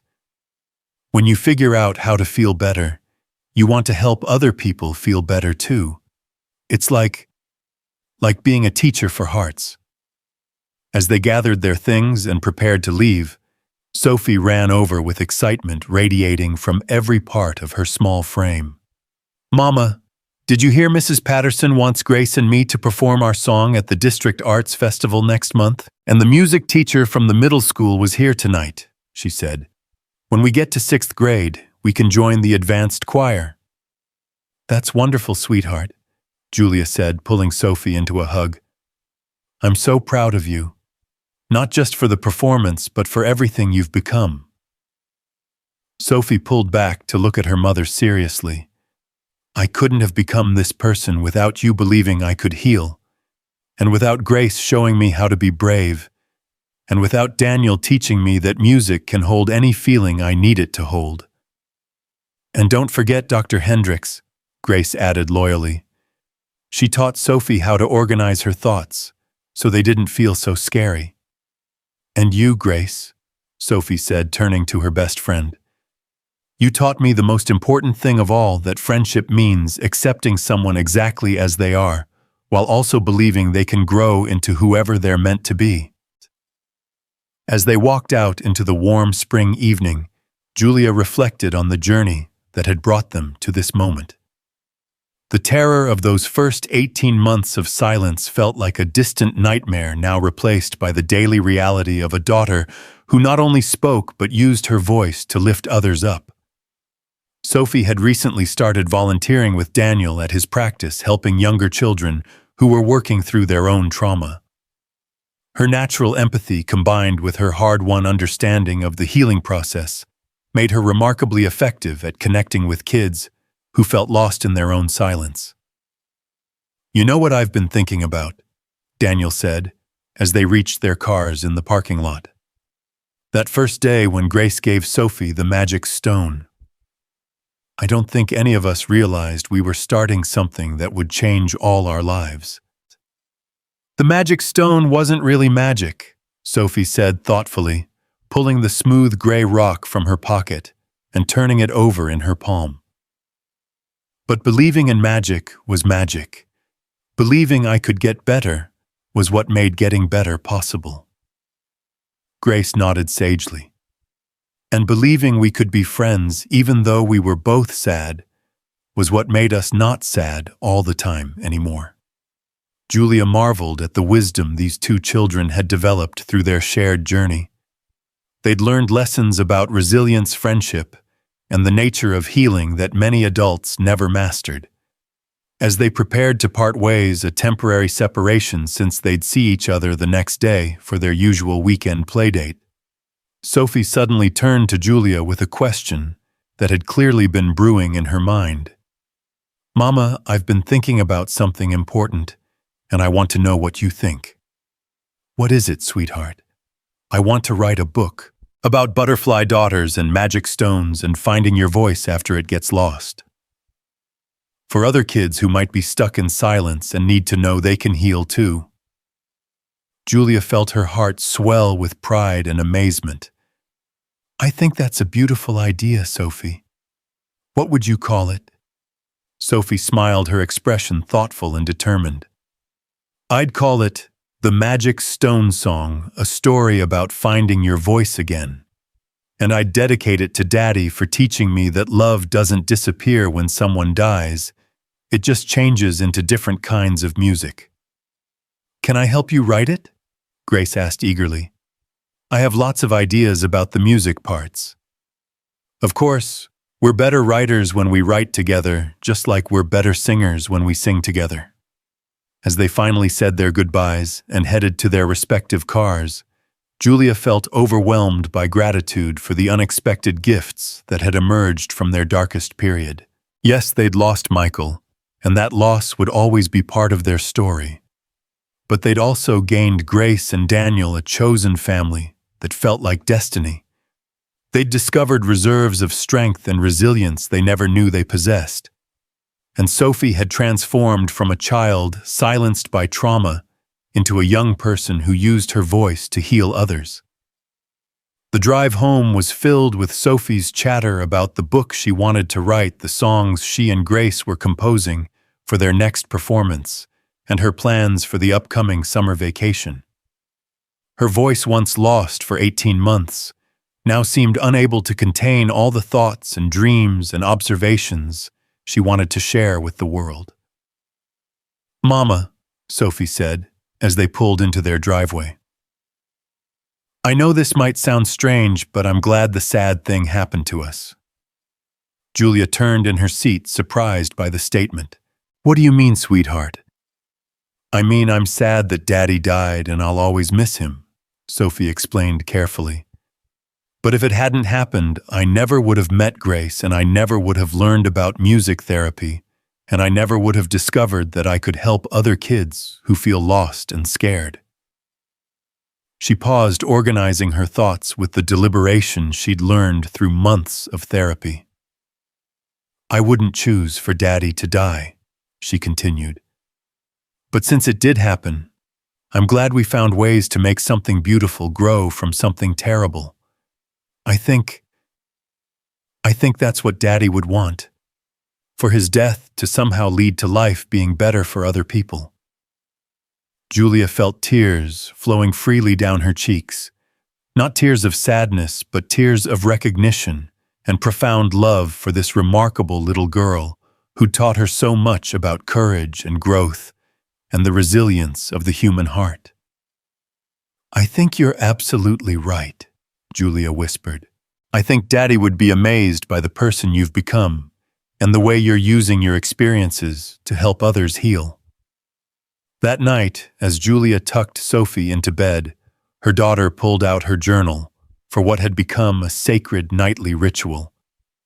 But tonight, instead of writing in her usual notebook, she opened a brand new journal, one with a cover featuring butterflies and musical notes that Daniel and Grace had given her after the performance.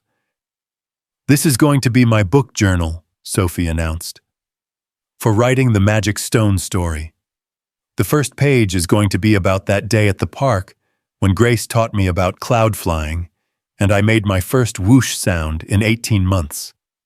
She began to write, her hand moving confidently across the page. "Once upon a time, there was a little girl who lost her voice when her daddy died. She thought the voice was gone forever, but really it was just hiding, waiting for the right friend to help her find it again.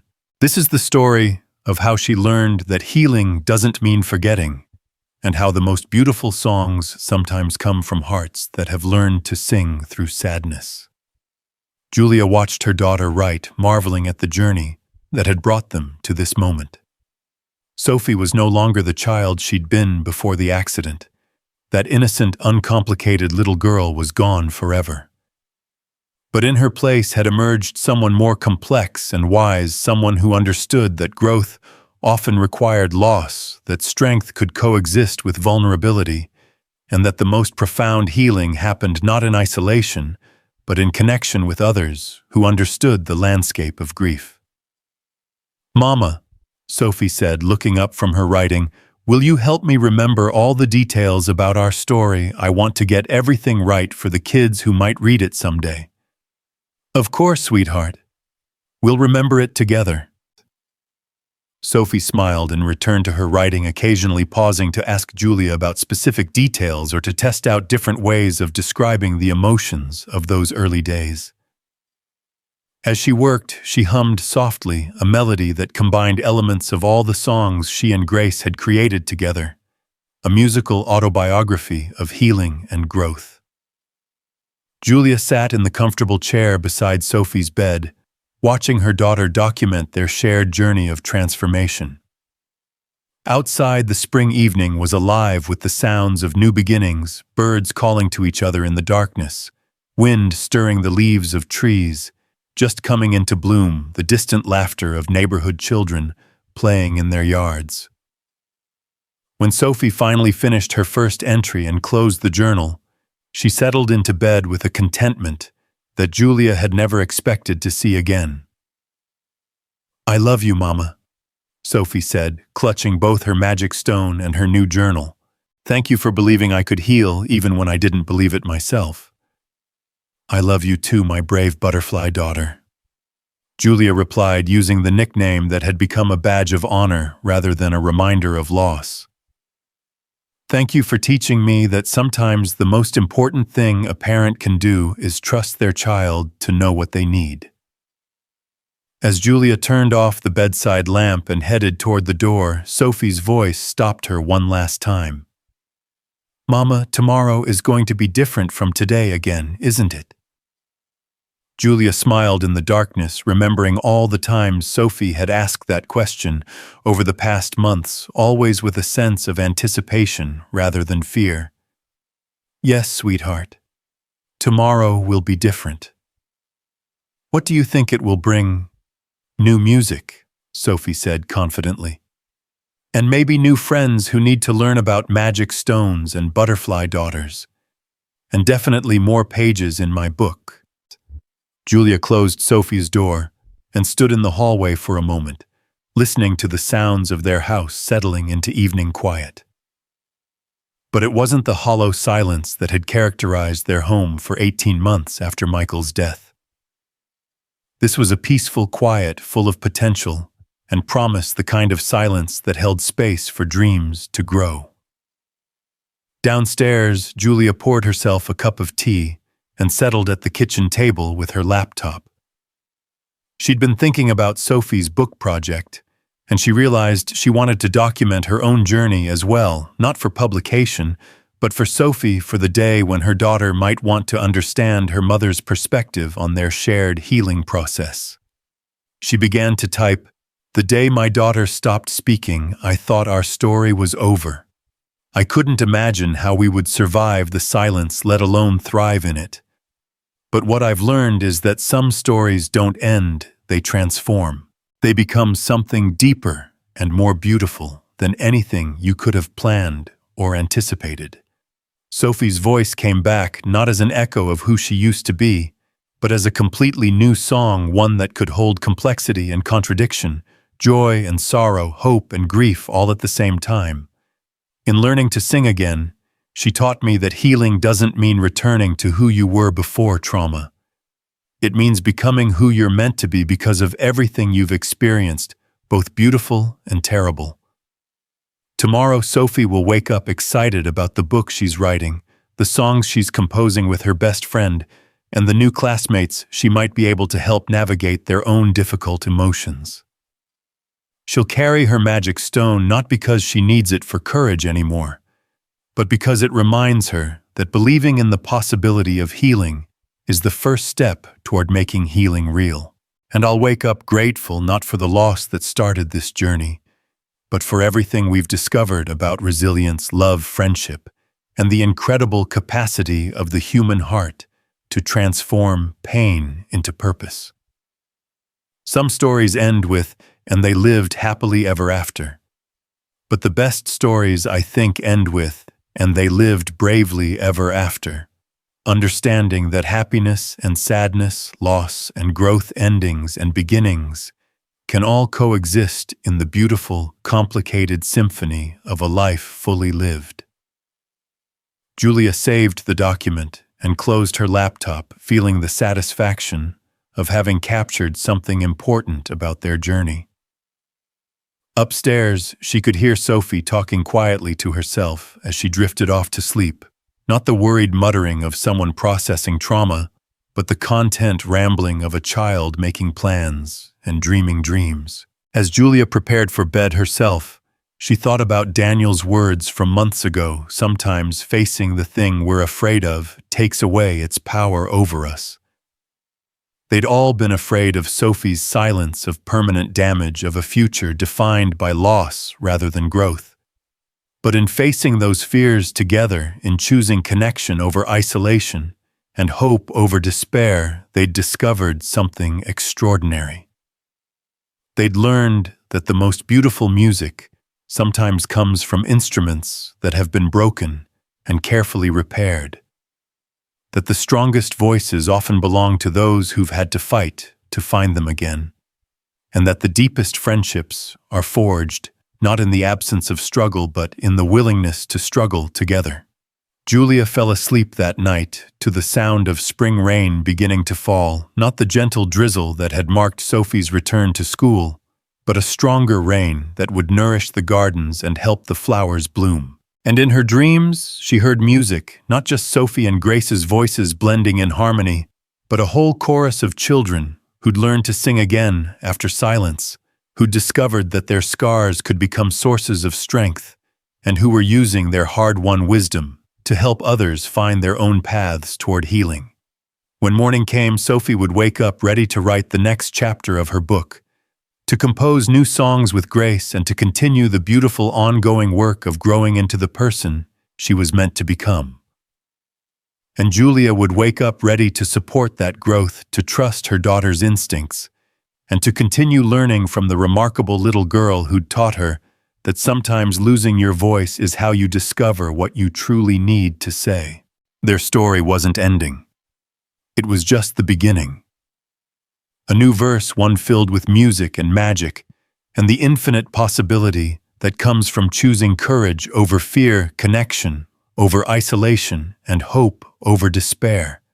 And that, Julia thought as she drifted off to sleep, was the most beautiful ending of all.